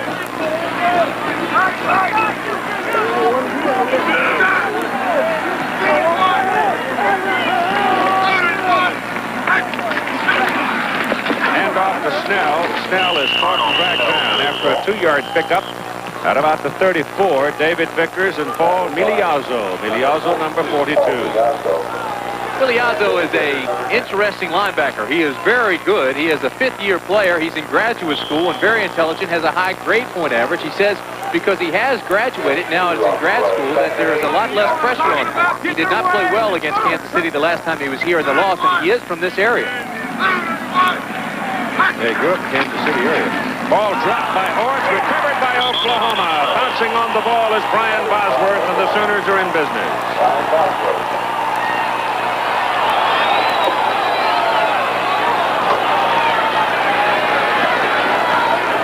Well, again, they use the motion man. They're trying to run the linebackers out of there, or the secondary man. This time he just drops the ball, does not get a clean snap, and Bosworth comes in and makes the recovery. And it's Oklahoma first down at the Kansas 28-yard line. How do you analyze that? He just doesn't have the ball, but keeps dropping back anyway. Jamel Holloway is the quarterback. Earl Johnson is the fullback. He fumbles the football. Kansas man had a shot at it, but I don't know if he came up with it. Looked like it came right back down to Johnson. He did. He just dropped right back in. Earl, I think, was able to recover it. Either Earl or number 66, but it was Johnson. John Phillips is in there with him. John takes up a lot of room. He's 275 pounds. See him at the top of your screen? There, the helmet hits it right on the football. Who was that? Looked like Steinhauser, 23, got his helmet on it, just popped it out, and it came right back down and landed on him, and he made the recovery. Holloway rolling it around the corner, and is caught and back down, back on the 25-yard line. The tackle made by number 73, Teddy Newman, a junior from Las Vegas, Nevada, for Kansas. Earl Johnson reminds me of Don Nottingham. Remember him? Yeah. Johnson is 5'11", 205 pounds. He looks like a bowling ball going through there. Yeah, but Don was, what, 5'8"? Yeah, he was even shorter. That's exactly right. And I think he weighed a little bit more. Yep. Third down for the Sooners.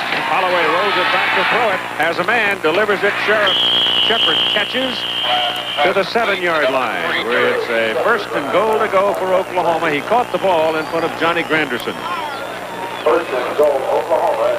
It's a pretty nice throw by Holloway, too. Holloway really does not look off his first receiver, basically, because he only has one receiver most of the time in the pattern. This time he looked at him, still had a little wobble on it, but got it out to Shepard, who just ran that quick sideline and came back for the football, and it was a nice play. Boy, he threw a pass in the first half that was about as ugly as I've ever seen. Slipped right out of his hand. 5 out of 6, 59 yards for Holloway. Up the middle, Johnson, touchdown.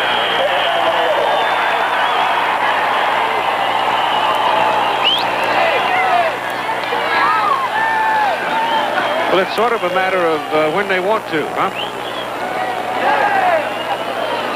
Well, they wanted to this time, and again, it was Johnson. We were just talking about him. He's 211 pounds, but he also has good speed. But, golly, you could have gotten anybody to run through that hole. It's the offensive line for Oklahoma that's doing a marvelous job today, opening up things, controlling the line of scrimmage. I also said that Holloway threw that pass in the first half when it was Mitchell. Holloway's now 5 of 6. Extra point by Tim Lasher is good. So 11:53 to go in the third quarter, and the Oklahoma lead grows to 27-0. A cool gray afternoon in the heartland of the country, and the home folks kind of glum right now because their team is losing 27-0. 11:53 to go in the third quarter, and Oklahoma will kick off. For the first time since October 2nd, 1931, Memorial Stadium has the lights lit. The last time was against Haskell College. Under the lights, it was 6-0 that ball game. Haskell won it, and Haskell brought its own lights. Who is Haskell's most illustrative alumnus? You got me. One of them, I would say. A fellow named Thorpe. Oh, he was from Carlisle. Yes, he was. He played his collegiate ball at Carlisle, but he was educated originally at Haskell Indian College. Yep. Go. Sooners kick it off. They got to hold it because the wind keeps blowing it off the tee, and once again, Thompson has 3 as he knocks it all the way down and through the uprights. Now let's join Jim Lampley in New York. All right, given the unlikelihood that Kansas is going to threaten Oklahoma, trailing as they are 27-0 in the third quarter, we're going to switch you now to Baton Rouge, Louisiana for a highly competitive game between Mississippi and LSU. First, before we take you down there, we want to show you the LSU touchdown, which has brought the Tigers from 21-9, their halftime deficit, to within 21-16, a 29-yard touchdown pass from Tom Hodson to Wendell Davis. In the first half, each team scored 3 times, the difference being that the Rebels scored 3 TDs, as Mark Young, their quarterback, had a big half passing for 158 yards. LSU was able to get only 3 field goals, and we are going to take you back to Baton Rouge, where Mississippi hasn't won for 18 years, immediately after this commercial message. From their 20, having missed that pass. Orth rolls it, trying to find some room, delivers it to Snell, and Snell gets 2 yards, and then he's buried. How many first downs does Kansas have? They've got 2 first downs in the ball game. Minus yards rushing, have not had a successful passing day, although Orth has not had much time. Snell is a talented player, too. You know, he was highly recruited, has over 20 catches already this year. The lone setback in that offense. He's a junior college transfer, was a wishbone quarterback in high school. 3rd down for the Jayhawks from the 23, 3rd and 7. Again, that quick little pop and diving ahead for what appears to be a first down. Ronnie Caldwell. Looks like the linesman has given him a favorable mark. And it will be the 3rd first down of the ball game for the Jayhawks. Nice play by Caldwell. Made a difficult catch and then turned and lunged past the first down stakes. He was a walk-on, which is a misnomer because he flies. He doesn't walk anywhere, but he came in without a scholarship, and he's playing now. Ran track at Butler County Community College and was timed in the 40 and 4.39.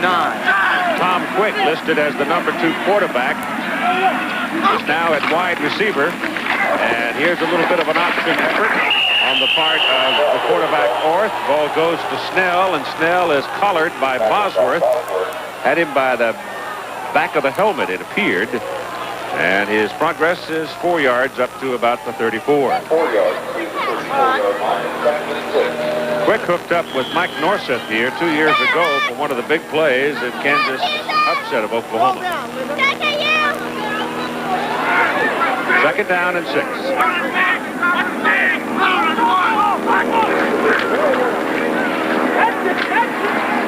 Pumps it, now throws it, and is caught by number 80, Rodney Harris, for another Jayhawk first down.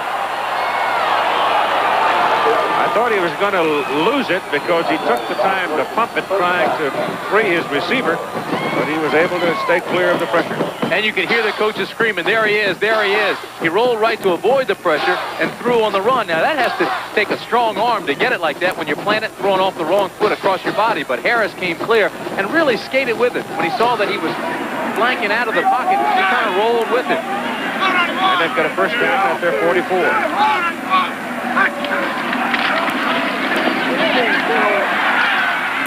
Runs out of time as number 80 comes in to get him. Troy Johnson, the defensive right end. The ends have had it pretty much their way today, particularly the end coming from the right side defensively. He was about to get sacked, and as he was going down, Orth bumped into his own man, offensive tackle Bill Hundelt. I thought he was going to hand him the ball. That would have been interesting. Hundelt's only a freshman, but he's 6'5", 260 pounds. Scott Garl is in defensively for Oklahoma, and David Vickers comes out in the secondary. It's 2nd down and about 18. Set up a screen here for Snell, but Bosworth once again is there to spoil it.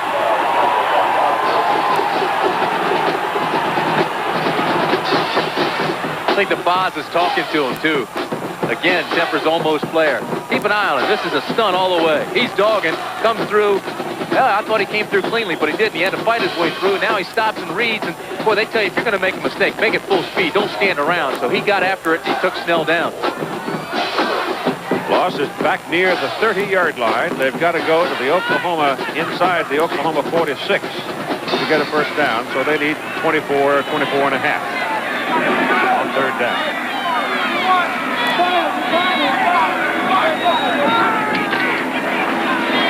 Option down the line. Snell, no place to go. Sonny Brown is over there and drops him inside the 30 back to the 28. And now Kansas has to punt into the wind, and once again, Oklahoma is almost certain to get good field position out of it.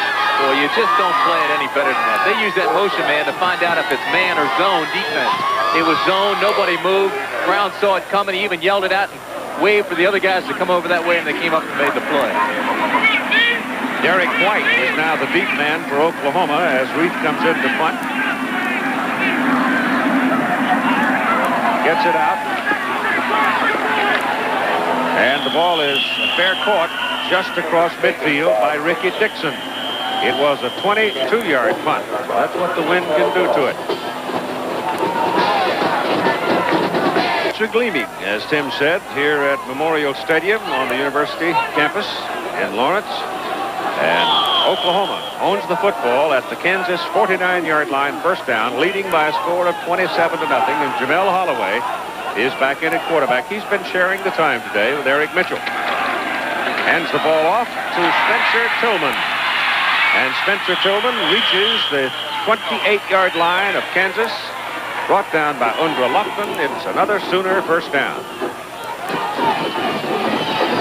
Power football, power football. You know, we asked Barry Switzer yesterday, how do you defend against the Oklahoma power wishbone? And he said, when you have better people can stop it, and that's it. And right now, Oklahoma has the better people. Better athletes. Carrying is Anthony Stafford. You always know what I mean. The sophomore out of St. Louis, slashing speed. He's just inside the 25 with that carry at 7.5 minutes to go in the third quarter. Doing the games like being out with Janet. Second down and 6.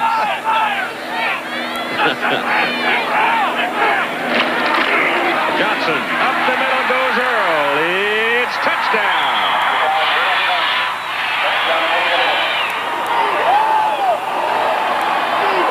Gaping hole in the middle, split the secondary, and Earl Johnson's speed carried him into the end zone. That'll go down as a 24-yarder. Boy, that is a gaping hole, too. Watch the left side of that line. Now, we're talking John Phillips, Mark Hudson, Simpson. They just bull their way through there, and then Johnson comes in behind them and takes it up, and it was a wide open hole, and he just sprints it in from there. And there's nobody in the secondary to come out either, because they had already gone wide and came up to press and support the run on the corners. Lasher for the extra point. It's good.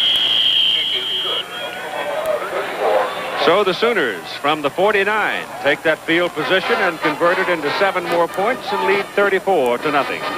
Johnson having a big day, run it 12 times, pick up 86 yards, average better than 7, and a couple of touchdowns, put on warm clothes and sit down. Most impressive thing I've seen this afternoon is everybody on the sidelines from Oklahoma was putting on the jackets. They'll have to hold the ball on the tee because the wind coming from behind them just too strong. Won't sit up there. As Todd Thompson, the sophomore from Sapulpa, will kick it off.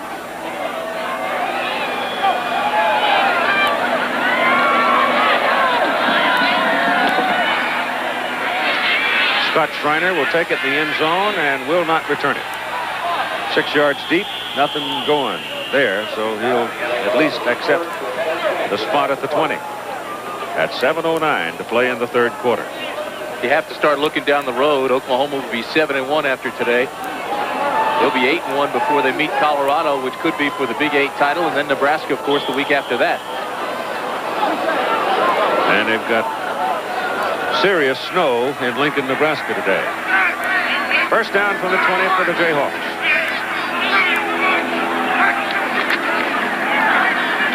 Orth shoots it. Intercepted. What a great play by Ricky Dixon. It was a bullet. Orth has a powerful arm. He had a man streaking for the clear, but Dixon just simply makes a great play. Well, again, he doesn't look off his receivers. You can see his eyes. He's following him all the way up the right side. Dixon reads it. He's running to that area. He's just following the quarterback's shoulders and reading his eyes all the way and comes up and makes the interception. They were in his zone coverage. He just stepped in front of the receiver. And the Sooners have the ball just short of the 33 of Kansas. And an opportunity to add to their total. It was a good replay, Keith. You could read the same thing the defensive back was reading. Coming around on the reverse. This is Keith Jackson. And he is gone. Touchdown, Oklahoma. Keith Jackson.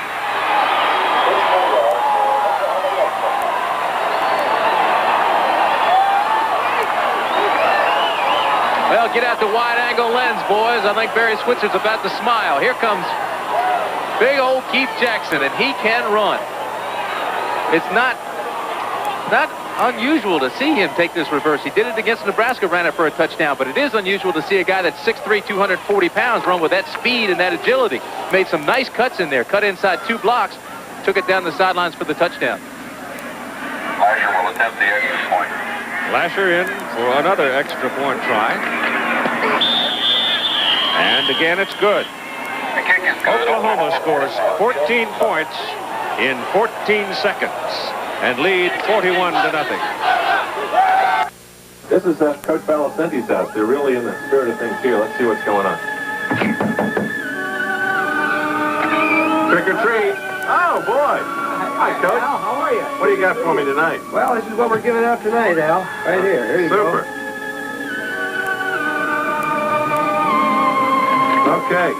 How you been doing? Doing very well. Good. Thanks. Bye-bye. See you, Al. Take care.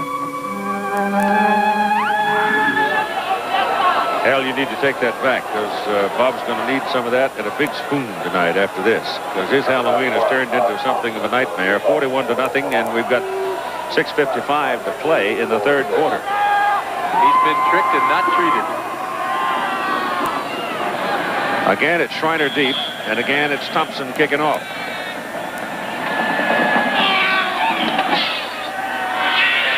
And he is still not merciful. He knocks this one beyond the field of play as well. Here's Al. Keith, there isn't a better jack-o'-lantern carver than Alan Atkinson. This was the most scary pumpkin carved. He was the champion. Along with all these others, he won other awards like runner-up for most creative, and even this one. How did you get good at this? It's a sort of a family tradition. We've just been doing it ever since I was a kid. We carved them to try and look like our Halloween costumes. And my dad taught me, his dad taught him, this particular carving style. It's seasonal work, but good if you can get it. Now, you're supposed to smash these things, and, of course, we can't do that here. Hang on 1 second. Now, Alan, I hope you're not insulted, but we got to get one of these things smashed. So here you go. Take that outside and smash it up.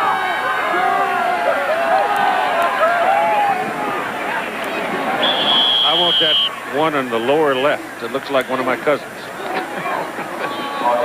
I took the kids out into a pumpkin patch this past week and let them pick their own pumpkins, and we said they had to pick one the size of their head. Jason came back with one that weighed about 50 pounds. Second down after I saw a fumble a moment ago. Recovered by Kansas. Second down now, about 13. And Orth getting pressure, and he loses the ball in the end zone. That's a live ball. It's out of the end zone. Safety for Oklahoma. Score 2 for the defense. Mike Aljo was the man that had a hold of him, forced the ball loose, and it rolls over the back line. Oh, here it is. Let's see how the ball came loose. He dropped back. It looked like a routine pass. Pressure's coming from both sides. Outside, that's where it's been coming from all day. Mike Aljo did hit him. Now the ball's loose. Looks like Dillon tried to get there. It is Dillon, 41. Tried to get that touchdown, but it was out of the end zone before he could get there. So now it'll be a free kick, and Oklahoma will get it one more time. Turn it into a track meet. This, of course, is the home of the Kansas Relays. I had a little visit yesterday with Jim Ryan. Jim had to go off out of town today, but he's back living in the Lawrence area, having gone to school here. Great miler. One of the heartbreaking stories in all of athletics. As great as he was, Jimmy never got the gold medal. And falling in Munich and being denied his last opportunity. They say exercise retards age, and boy, he looks like he did when he was running in the Olympics. Yeah, he looks younger. You see the futility of Kansas's offense today. They just haven't been able to get anything going. They're minus 51 in yardage. And Max Smith will kick off the tee, trying probably to keep it under the wind and get as much on it as he can. Derek Shepard is the deep man, along with Derek White for Oklahoma. To steal the old line from Davey Nelson, we may have to start measuring this game instead of yardage in mileage. Down the middle it goes, and it's fielded by Derek Shepard. He picks it off, makes his turn at the 27, gets a hole up the middle, and it's a foot race to the corner. And he is finally run out of bounds on the far side by Max Smith, the kicker. Out at the 13-yard line. 50-yard return by Derek Shepard. Oklahoma has speed everywhere you turn. This is not a good kick, and it's a very difficult kick to field. Looks like a knuckleball. But Shepard takes it up the right side. They've got a right return. But now his instincts take over. See him cut against the grain, plants that right foot twice, and pushes off of it almost at a right angle. Now he's going all the way across. It was a foot race, as you said, but still the tackle's not made. Just his momentum carries him out of bounds. First and 10 Oklahoma. Eric Mitchell is the quarterback with Stafford, Anderson, Smitherman in the backfield. Smitherman, Don, number 24. They take it inside with Anderson, who started today at fullback. They have not played Lydell Carr. I'd hoped they wouldn't have to, and at this juncture, they won't have to. And the other fullback, Perry, did not make the trip. They've got a couple of tough ball games down the road at Colorado and at Nebraska.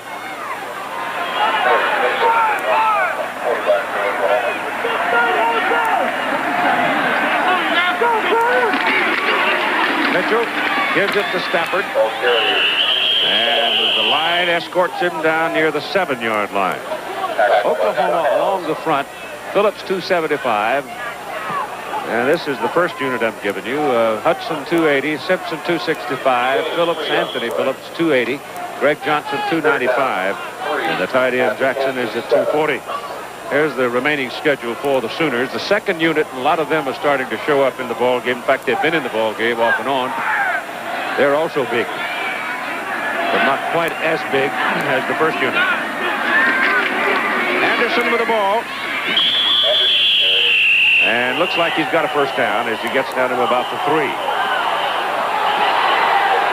And we've got a pretty good scuffle going. Well, this is silly. They've been trying to have fist fights. Look at Barry pulling people out of there. His players. He's upset with his players. He doesn't want them in there. They started fighting back in the first quarter. And it just seems a silly thing to do because Oklahoma, Bosworth on a couple of occasions was involved in early fracas early on. But Barry immediately onto the field, and this is something he doesn't like. There will be a lecture going home about this. And I doubt very seriously if you'll see the tight end there, Parham, back in the ball game too, because he came up and the play had ended, and he threw a punch at the secondary guy. Now, I don't know who threw the first one, but I did see that one. It was flagrant. That's the one the officials saw. It's also the one that Barry saw, and I doubt if he'll get back into it. Rick Clayton, I think, was the one involved in it.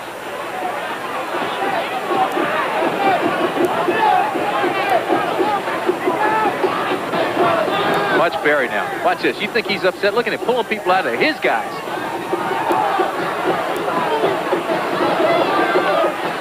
Well, I never run across a greater competitor than Switzer.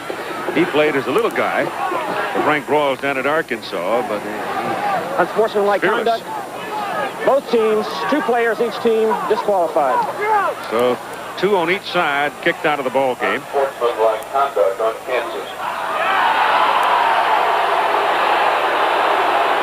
Referee will go across and give the coaches the numbers of the 2 players on each side, John Laurie being the referee, so he's gone over to the Kansas side now to pass on the information. Parham certainly is one of those. And Clayton, you have to believe, for Clayton Kansas. is gone, yep. It might have been Stafford. He came to the sidelines, but I understand the Kansas frustration here, but it's been sort of a feisty social gathering from the outset by both sides. You know, the thing is, too, if you get in a fist fight with a football uniform on, you end up hurting your own hand. Really silly, isn't it? Yeah, you're hitting helmets, you're hitting shoulder pads, and your hand gets bruised. The only way to have any success is if you grab the face mask and come under it. They don't let you do that, and so the fighting is silly. I mean, it'd be silly anyway, but hard to understand. Well, we've got order restored now with 4 players ejected from the game, and Oklahoma owns the ball. First down and goal from the 3. Earl Johnson, Don Smitherman, and Rodney Anderson lined up behind Eric Mitchell. Go to Anderson, touchdown for the Sooners.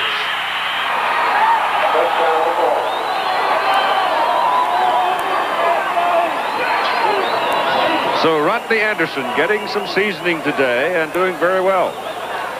Well, we talked to Barry Switzer yesterday. He's very, very high on Anderson. Says he's a quality athlete, that he's good, he's strong. He can do everything that the other guys have done that have played all year. And a lot of times it takes an injury or two to another player to give a young guy an opportunity. He's got the opportunity today, and he's making the best of it. Well, you got this much talent, you're this deep, you know, everybody wants to play it. Everybody, I'm sure, is entitled to play and have the ability to play. So as Lasher kicks one more extra point straight through, it's now at 4:29 to go in the third quarter. It is 50-0. Oklahoma running away with the ball game. And was the coach of Missouri. That was the day that Missouri ran away with it 69 to 21. And there have been a lot of big scores in this series. Most of the big scoring done by the Oklahoma Sooners. And they're headed for big numbers again today.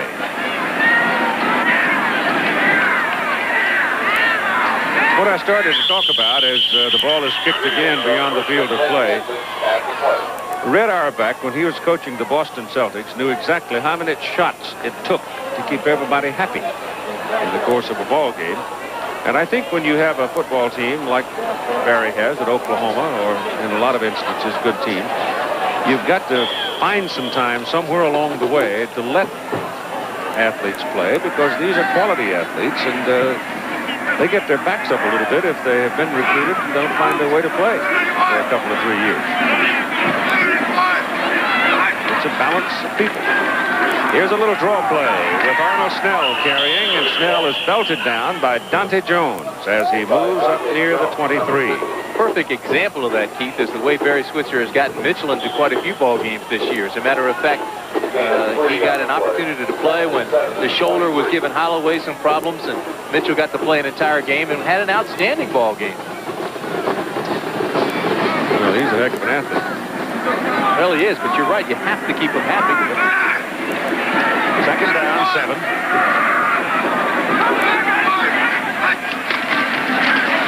Snell again to the outside. And again, it's Dante Jones bringing him down. And Jones allows him 1 yard. Boy, that's a fine play by Jones, too. We talked so much this season about outside leverage and those corner men containing and keeping everything inside. That time he saw that he got tied up and he couldn't keep it inside, but he stretched it out and just took him laterally across the field. To give you some measure of what the Oklahoma defensive people have been doing against ball clubs that tried to run on them, the last man to score a touchdown rushing against Oklahoma's defense was Tim Manoa of Penn State. That was in the first quarter of last year's Orange Bowl. It is third down and 6. And the pass under pressure, arm deflected, intended, I think, for Willie Vaughn, or maybe it was number 35, Tony Harvey, but nonetheless bounces far short of the intended target, and the Jayhawks will have a kick. That's a great tribute to this defense, too. We mentioned earlier in the game that they haven't scored a rushing touchdown against this defense all season, and this will be, if they continue to play this way, be the third straight shutout for the defense. Rich Reed gets it. Pretty good kick into the wind. Derek White settles under a fair catch at the 45 of Oklahoma. That's a 31-yard punt, and the clock stops at 2:57 to go in the third quarter. Well, Colorado State with Bartolo, their great running back, having a little trouble today, and Jack Elway's Stanford Cardinal beating Washington State, while Oregon holds an edge over the California Bears. The Ivy League scores, those games obviously complete by now. How many undefeated teams remain? Miami, Michigan? I don't know, but Columbia had a big lead and still blew it. They got beat again today. 28 straight losses. First down from the 45. Earl Johnson is off to the races and long gone. Touchdown, Sooners.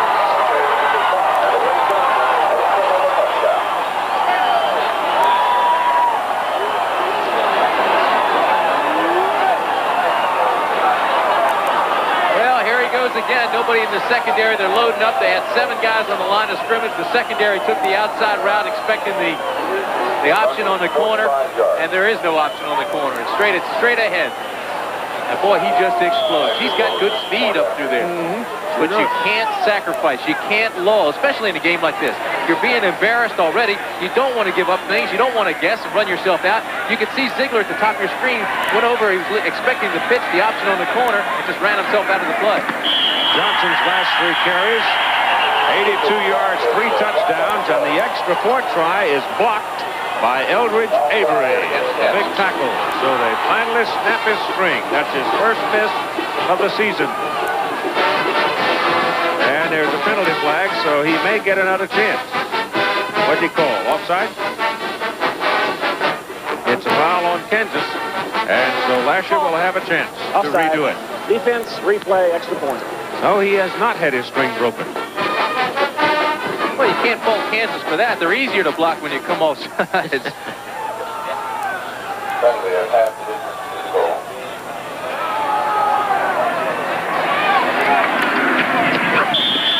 This one is right through the heart. And so he keeps his string alive, and it is now 57-0.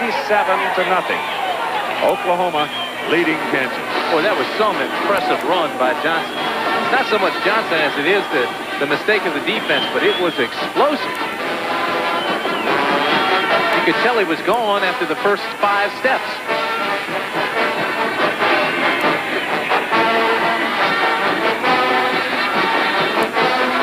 I think maybe the kids in the band are going to be looking for the musician union. They got him perched up there with a cold wind whipping down on them, and they've been tootling away all afternoon. Take a couple of days to get those lips on them now. Loosen back up.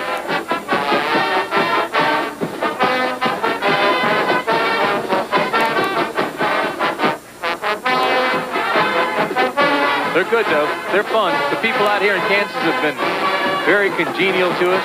Fine folks. Pretty campus, too. How naive was I to think that Kansas was flat all the way through? Came out here, and this campus is beautiful and hilly. Thompson, a high hanger. That'll carry it to the end zone, and fumbled there by Schreiner. Got to cover it, and he'll put it down.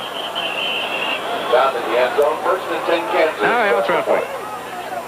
Keith, of course, you remember Oklahoma, the 1985 Orange Bowl, and the Sooner Schooner came out on the field. Well, that brought all kinds of problems. Here are the guys to blame. They operate the Sooner Schooner, but they're dedicated fans. They pay all their expenses out of their own pocket. But there's only one problem here in Kansas. There's no schooner for them to operate. So they're going to reenact what it would be like if it was here. Guys, go ahead. Go ahead.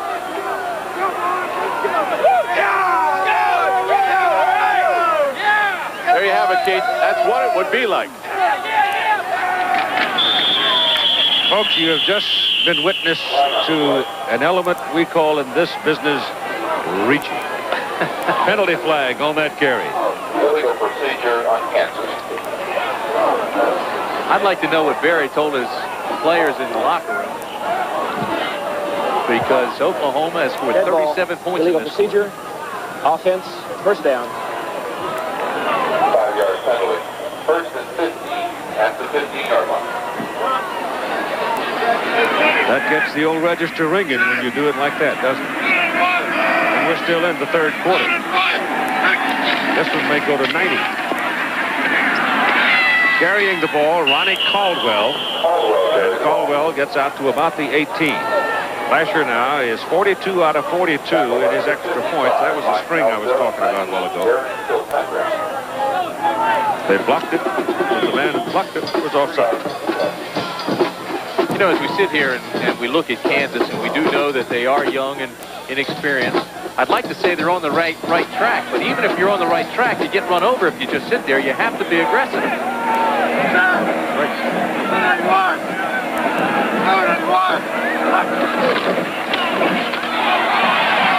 Vaughn trying to get some help behind the line of scrimmage, and he gets back to about the 16 before he is finally taken down by Kenneth McMichael, number 17 for Oklahoma.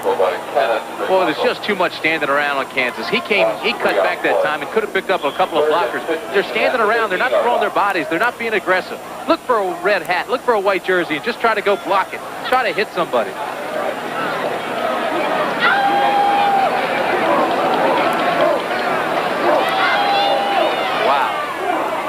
57 yards to 17.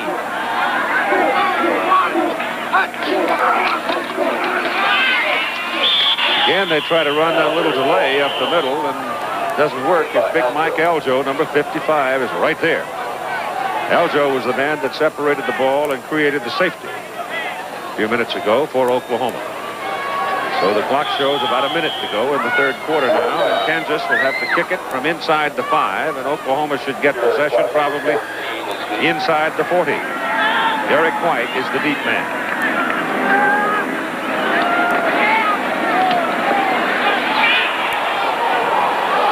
Hits the back of a Kansas man, and there it should be ruled dead. It was inside the 35 when it struck the Kansas player.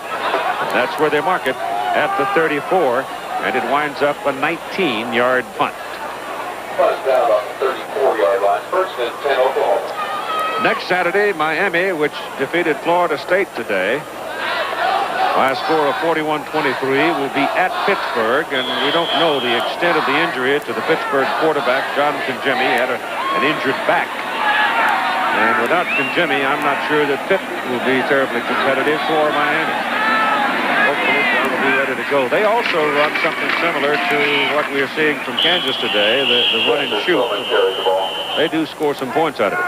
It's identical, and Congemi runs it very well. They had 59 points they scored last week. They did have some trouble today, and you mentioned that Congemi was hurt. But, you know, Pitt is the last team that really, I think, has a shot at Miami, because after that it's Tulsa and North Carolina, or East Carolina, rather, and I'm not so sure either one really has the personnel that Miami has.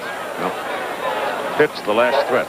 Otherwise, the Hurricanes are going to go into postseason play with a chance to win the national championship. Second down and 7 as Eric Mitchell goes down the line with the ball, keeps it, and gets to about the 29 before he runs over his own man and falls down. So after 3 quarters of play in Lawrence, Kansas, it's 57-0 Oklahoma.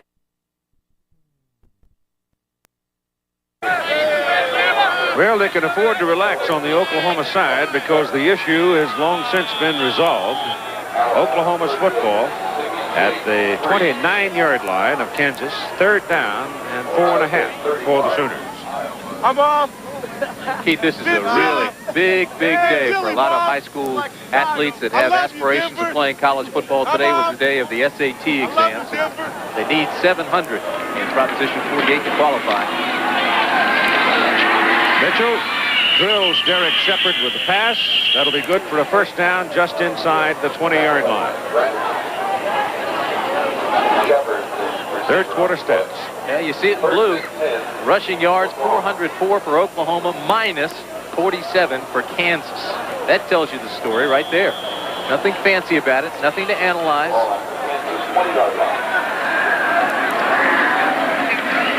Well, to use a Frank Broylism at this juncture, analyzing is certainly paralyzed. First down at the 20. Pitch it outside. Smitherman. And Don Smitherman, the sophomore from McAllister, will be marked down at the 12. That's a pickup of about 8 yards. Just beginning the fourth quarter of play, and the Sooners leading 57-0.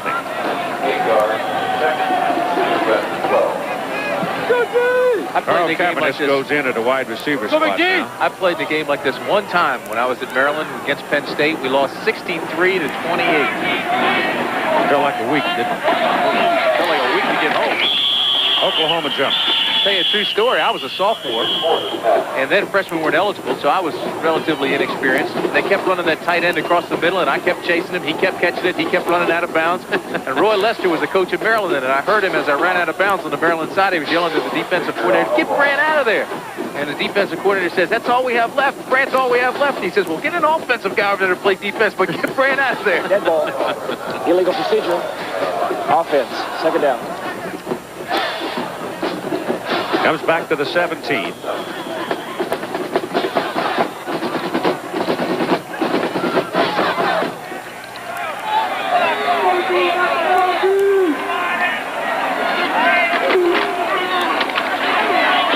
This is Spencer Tillman carrying the ball. Cross is in the lineup as well. He's in there at a wide receiver position right now, listed as a running back, but he's in at wide receiver right now. You know, though, Keith, it's things like that that really teach you football. We all learn football different ways. If you have a great play, they only show you once in the film room because they don't want you to get a big head. If you make bad plays, they show it to you over and over and over again, and you learn to read defenses. You learn what you should have done and what you could have done. Ball is on the 11, third down. They need a yard and a half for their first down.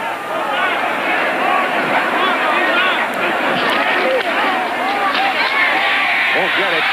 Eric Mitchell is caught behind the line of scrimmage and pulled down by Stacy Henson, a junior from Kansas City, the right side backer for the Jayhawks. Good penetration that time by the Kansas defense. They put 7 guys up on the line of scrimmage. Everybody penetrated. This time they did have the pressure on the corners, and that's what got them into trouble the last time when Johnson scored on the touchdown. They all ran to the corners. This time it came their way, and there was good pursuit. There was 4 Kansas Jayhawks around the football, and that's what you have to do to stop these fast Oklahoma Sooners. Smitherman goes wide to the right. Mitchell is back to throw on 4th down, and gang tackled back on the 25. And the Jayhawks will take over the ball, and Scott Carlson, defensive end, was the first man to get through. Best defensive series of the afternoon for Kansas. They had good penetration. They came from the outside, kept everybody inside. Look at this. First of all, they keep them in the pocket. Nobody takes the play action. They're still coming up with good penetration. Outside pressure comes. He steps back inside, and the linebackers are there to make the tackle. And old big number 55, Kurt Kearns, defensive tackle, was there to make him and make the stop. Kansas takes over the ball, first down at their own 25.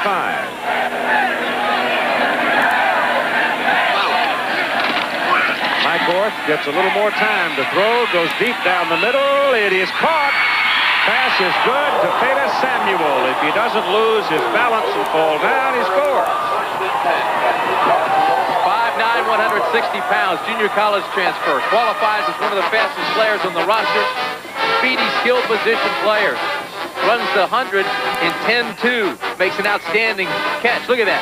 Good body control and concentration. He almost lost it on the way down, but regained his grip on the football and took it down with it. But you're right. If he keeps his feet, he scores. That 37-yard pickup is their longest pass play of the season. Handed inside to Snell, and I don't think he got a thing out of that. At this point, I want to answer the persistent question, and I guess I've been asked it everywhere I've gone, and I've been all over the country all week. Why did you choose to cover the Oklahoma-Kansas game? And the answer really is quite simple. Why did you choose it? I didn't. But the point is that ABC's contract is with the CFA, and the game, I am sure, under other circumstances that would have been covered today was Auburn at Florida, because Auburn was one of the undefeated teams. Here is Orr throwing the ball, and it's caught by Caldwell. Caldwell picks up about 5 yards on the play. But the point is, Florida's on probation, not available. So you discount that one. You'd look at Nebraska-Kansas State among the games available. Nebraska lost last week. That is now 38-0 ball game in that one, and they've had a blizzard up there. So you start looking around as to what existed and what was available. You came up with 2 choices: Ole Miss LSU, which is being shown in the Southeast and now over much of the country because this one is decided, and Oklahoma, Kansas. Very simply, that's why we're here. Pass is away, and Orth, the quarterback, takes a vicious hit from Liddell Glenn. Glenn was flying through the air, and I'm pretty sure Liddell, after the ball was gone, didn't want to hit the quarterback. But he had committed himself, and you'll see what happens. Hands in the pocket, gets good pressure up front, but again, it is the backside corners that they apply the pressure. The ball was high, and I'm not so sure, though, the pressure from the backside caused him to throw the ball high like that. He didn't see it coming. Max Smith now is going to try a man-sized field goal. 51 yards. With the wind at his back, plenty of leg, and it's good. By golly, there's no shutout today as he hits one from 51 yards. That is his career long.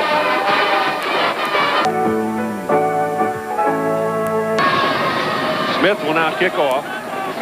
Earl Johnson and Don Smitherman are the deep people.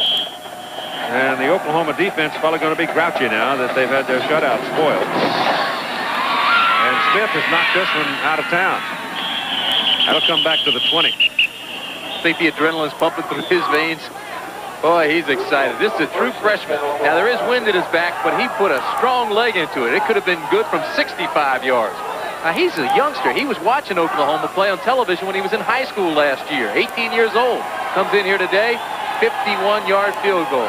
Obviously, his longest, he had only made one field goal prior to this game. Oh, I guarantee you it would have been good from 65 because it went way up into those bleachers back on the goal line. Glenn Sullivan, a junior out of Irving, Texas, is now in at quarterback for Oklahoma, and he gives the ball off to Earl Johnson, and he almost popped out of there for another big one. But he moved it out to the 35 for a pickup of 15 yards before Wayne Ziegler brought him down. Earl is hot today. And Ziegler will be sore tomorrow. Johnson's got 14 carries for 151 yards. Alabama came thundering back today against Mississippi State after having been whacked last week. Penn State plays West Virginia tonight. Michigan scored 69 points today and beating Illinois 69-13. Smitherman carries the ball for the Sooners and picks up 5 yards. Looking down the road, some pure outright lobbying for a matchup between Michigan and Hawaii in the finale, because after Ohio State, Michigan goes to Honolulu to play Hawaii, and Hawaii beat Utah today 33-13. They have the defense that's ranked second in the nation behind Oklahoma. And it's tough to go over and play in Hawaii. Especially after it's the end of the season, the 12th game, and you've got everything else in hand. But Michigan could well be playing for the national championship, and Earl Johnson is gone again. Run down from behind. He's getting a little weary probably because he's run all over the county today. Johnny Granderson was the man that finally caught him down inside the 20 at the 18-yard line. Here it is again, the quick pop. They're looking at the corners. And he turns it up and it's a foot race. I wonder if he is weary or if it's, well, I guess he is. Yeah, he has run a ton today. He's headed for 200 yards. Got 194 now. Of course, you look at that stride. See, now, he's only 5'11", doesn't have that big, long stride. And those other guys are coming back there. They're 4'4" sprinters, both the safeties. Keeping the ball, it is the quarterback, Sullivan, to about the 11. And they're just gobbling up the real estate now. 8 minutes and 40-odd seconds to play in the ball game.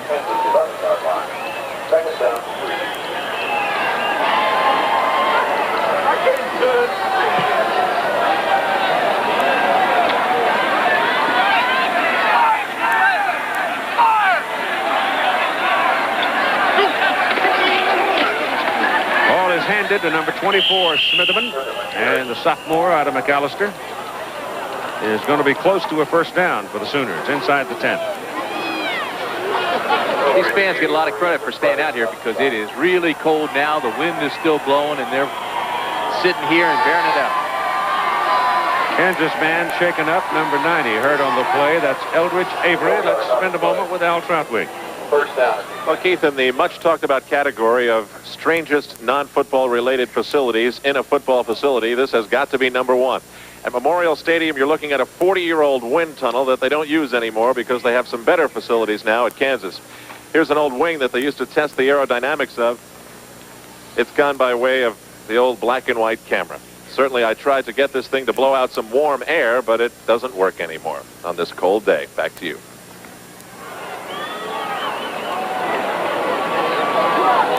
We could always turn it into a wine cooler. You know Al's cold. You know Billy Edwards is cold down on the sidelines. Got news for you. They got company. 8 minutes to go in the ball game. It is a first down for the Sooners. First and goal from the 7. And it's Johnson pounding to the 2. Before he finally caves in under the load of blue jerseys. And look who gets off the bottom of that pile, number 18, Wayne Ziegler. He's played a tremendous game for Kansas today at safety. He's an interesting guy. He's got a 3.3 grade point average in personnel administration. He hadn't been able to really work with the personnel here this afternoon, but he's played a marvelous game.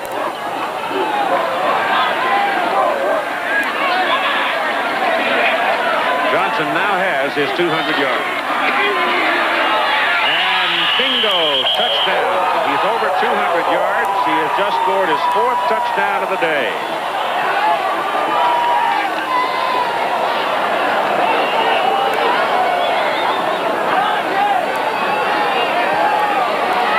So Big Earl is making up for what he missed during his career.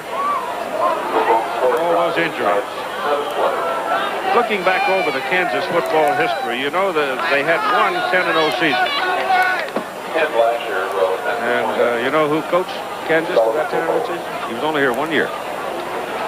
Fielding Yost, before he went to Michigan. Lasher's extra point is up and good, and it's now 63-3 as you take another look at Earl Johnson's 4th touchdown of the game.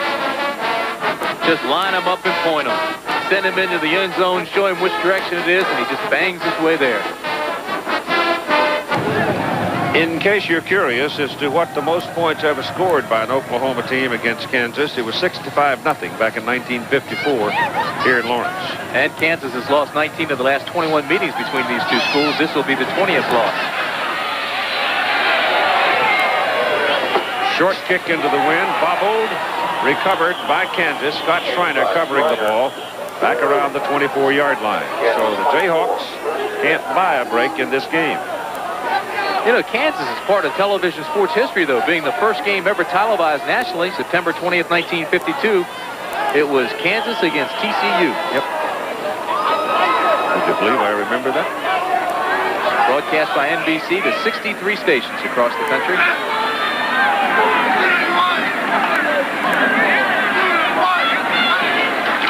Orth back to throw. Pressure coming from the backside.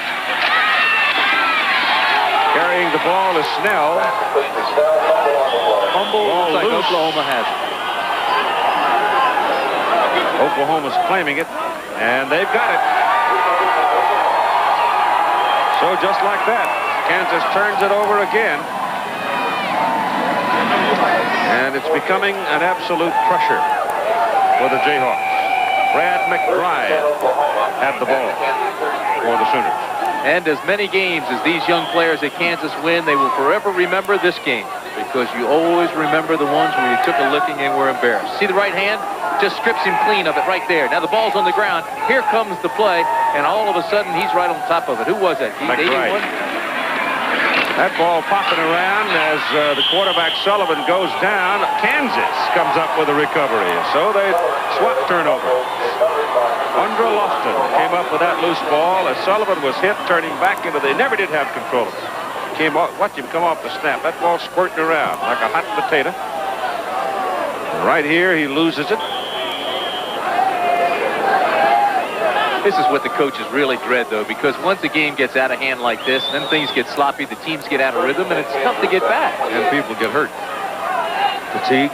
When you get tired, that's when you get hurt most of the time.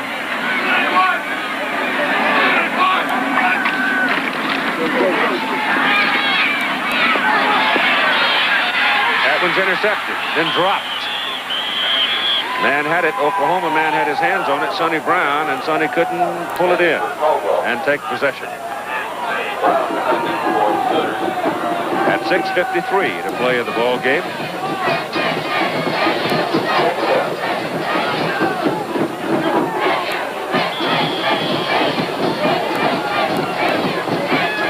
That's what we told you about 2 minutes ago. Have they been holding hands the whole game? Kansas and the Hunters?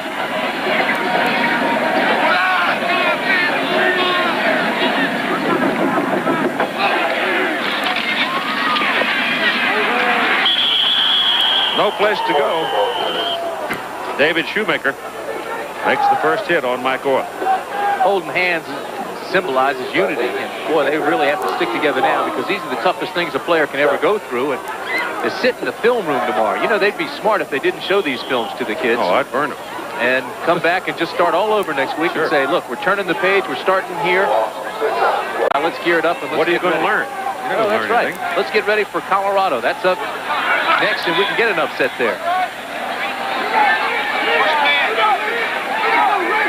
It's third down. Ball back at the 22. They've got to go to the 38 for their first down. Ball is too high, intended for number 27, Mark Lesher. And he had no chance to make the catch, and so it's fourth down. Head coach Bob Vellicenti in his first year as head coach after serving as an assistant for, 23 years on both the college and the pro levels. He's worked hard for this opportunity. He was in Cornell, Cincinnati, Arizona, Mississippi State, and the Baltimore Colts. Florida upsetting Auburn today, 18-17. And Ole Miss leading LSU 21-19. The punt is away. And Derek White makes the fair catch back around the 32-yard line with 5 minutes and 56 seconds to play in the ballgame.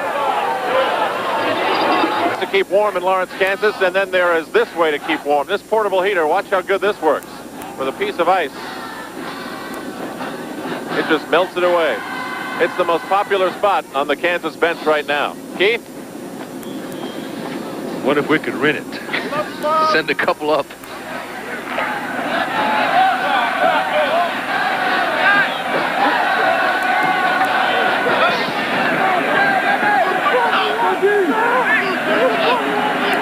From the 32, Sullivan hands the ball off to Eric Bruss, who is a sophomore out of Houston, in at a running back spot. He had played earlier as a wide receiver, and he picks up about 4 yards. Bruss had a tough time getting a hold of that football. It bounced around on his chest for a second there, and he finally tucked it away. Oklahoma now with 507 yards rushing. Kansas minus 54. This is Rodney Anderson.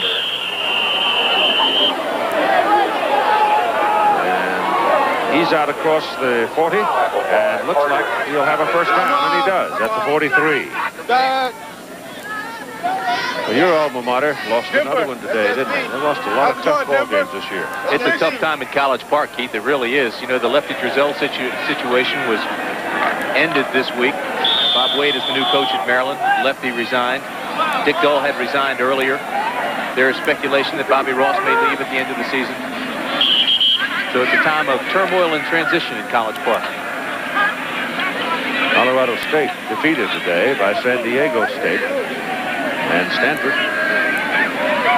playing very well this season. 5 minutes remaining in the ball game.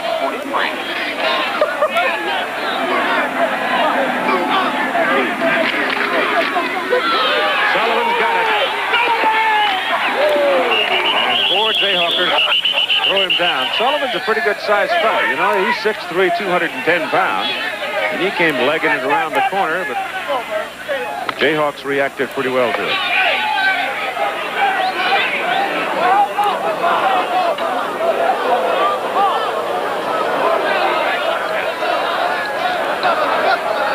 Well, tomorrow's another day, and I'm sure a lot of these Kansas players will go home tonight and realize that the game that seemed so all-important this afternoon really wasn't that all-important after all. They go back to classes this week, get back to life, see their family, their friends. Sun comes up in the morning. Look toward Colorado, that's right. Second down, about a yard. Up the middle goes Anderson. Pounds his way for the first down all the way to the Kansas 40. The Kansas defensive unit now is just worn out. So Oklahoma can pretty much have their way for the next 4 minutes. Oklahoma's pretty much had its way all day.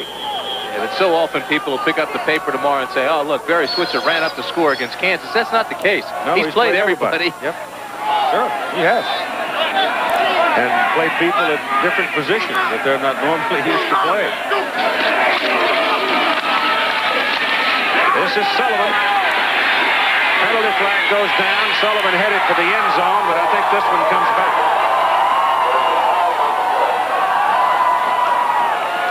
Fun for Glenn Sullivan. Number 3 quarterback has had very little playing time up to here. And the play is going to come back. Disappointing for Sullivan. Second, third teamers for Oklahoma. A lot of them could probably start at smaller schools, but it was a fine run. And he showed a lot of speed here on the corner. First, he made the good read on the inside, held the ball, rode the hip of the fullback. Look at the agility there. Jumps over a tackler, picks up a couple of blocks, turns it in, now makes a fine cut back against the grain, and takes it in for the end zone. All for naught. They bring it back to midfield. Clipping offense, first down. Clock showing 3:37 as the play in the game.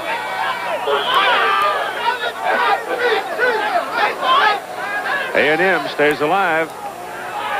They've had some tough ball games. They're coming up against the Hogs down in Arkansas, Little Rock, on the 15th of November. That could well decide the Southwest Conference. Sullivan throws it left-handed. Did you see that? He's got the ball in his right hand.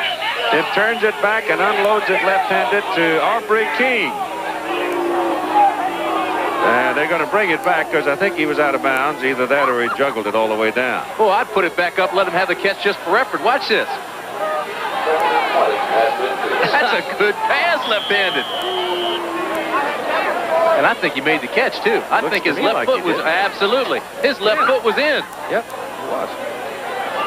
Only need one foot in college. That foot was in, he made the catch and then rolled out of bounds.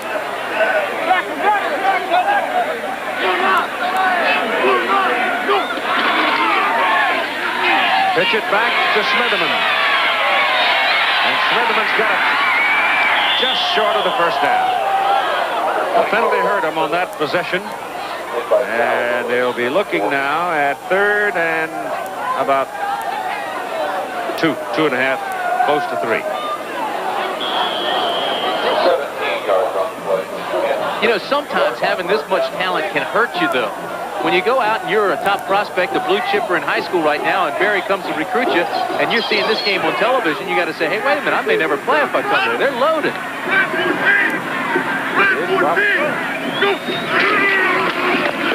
Ball's on the ground. The quarterback and the up man banging together and lost control and did not get much out of that one. I guess they got a yard out of it, so they're 4th down. And a yard, 2 yards. 4th and 2. One of the hazards of the triple option, though, he put the ball on the hip of the fullback, and he started to ride him in so that he could read the linebackers in the down tackle.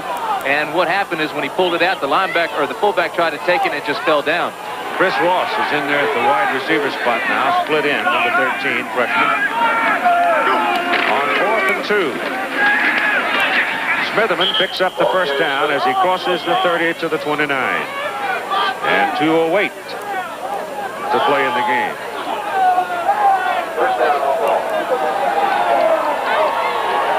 Smitherman has quick feet. He was putting them down and bringing them up like he was running through a field of tulips and didn't want to hurt any of the pedals.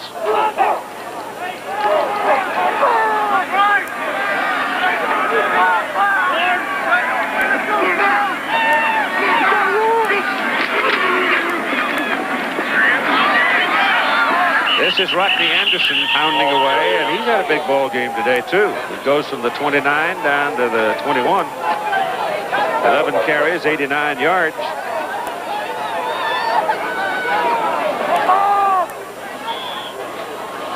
Bob Valicente. Boy, he's an awfully nice guy. I spent the afternoon with him yesterday, and he's having a long afternoon here today. He said playing Oklahoma would be going like 60 guys with swords coming after him. Said he would have to trick them. It didn't work. Sullivan is thrown out of bounds around the 18-yard line. Leon Perry, I am sure, has watched the game today. Lydell Carr has not played. Earl Johnson has had a huge day. And Rodney Anderson has had a pretty good day. And I bet you Leon is healing. Quickly. You can't make the club in the tub. 75th OU rush for a total of 569 yards. First down for the Sooners. Sullivan gives it to Anderson. And he moves it from the 17 to about the 13.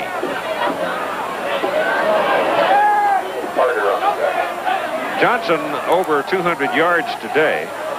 203 to be exact. 4 touchdowns. The record for Oklahoma is Greg Pruitt, who had 294 back in 1971 against Kansas State. There goes Smitherman inside the 10, twisting to the 9.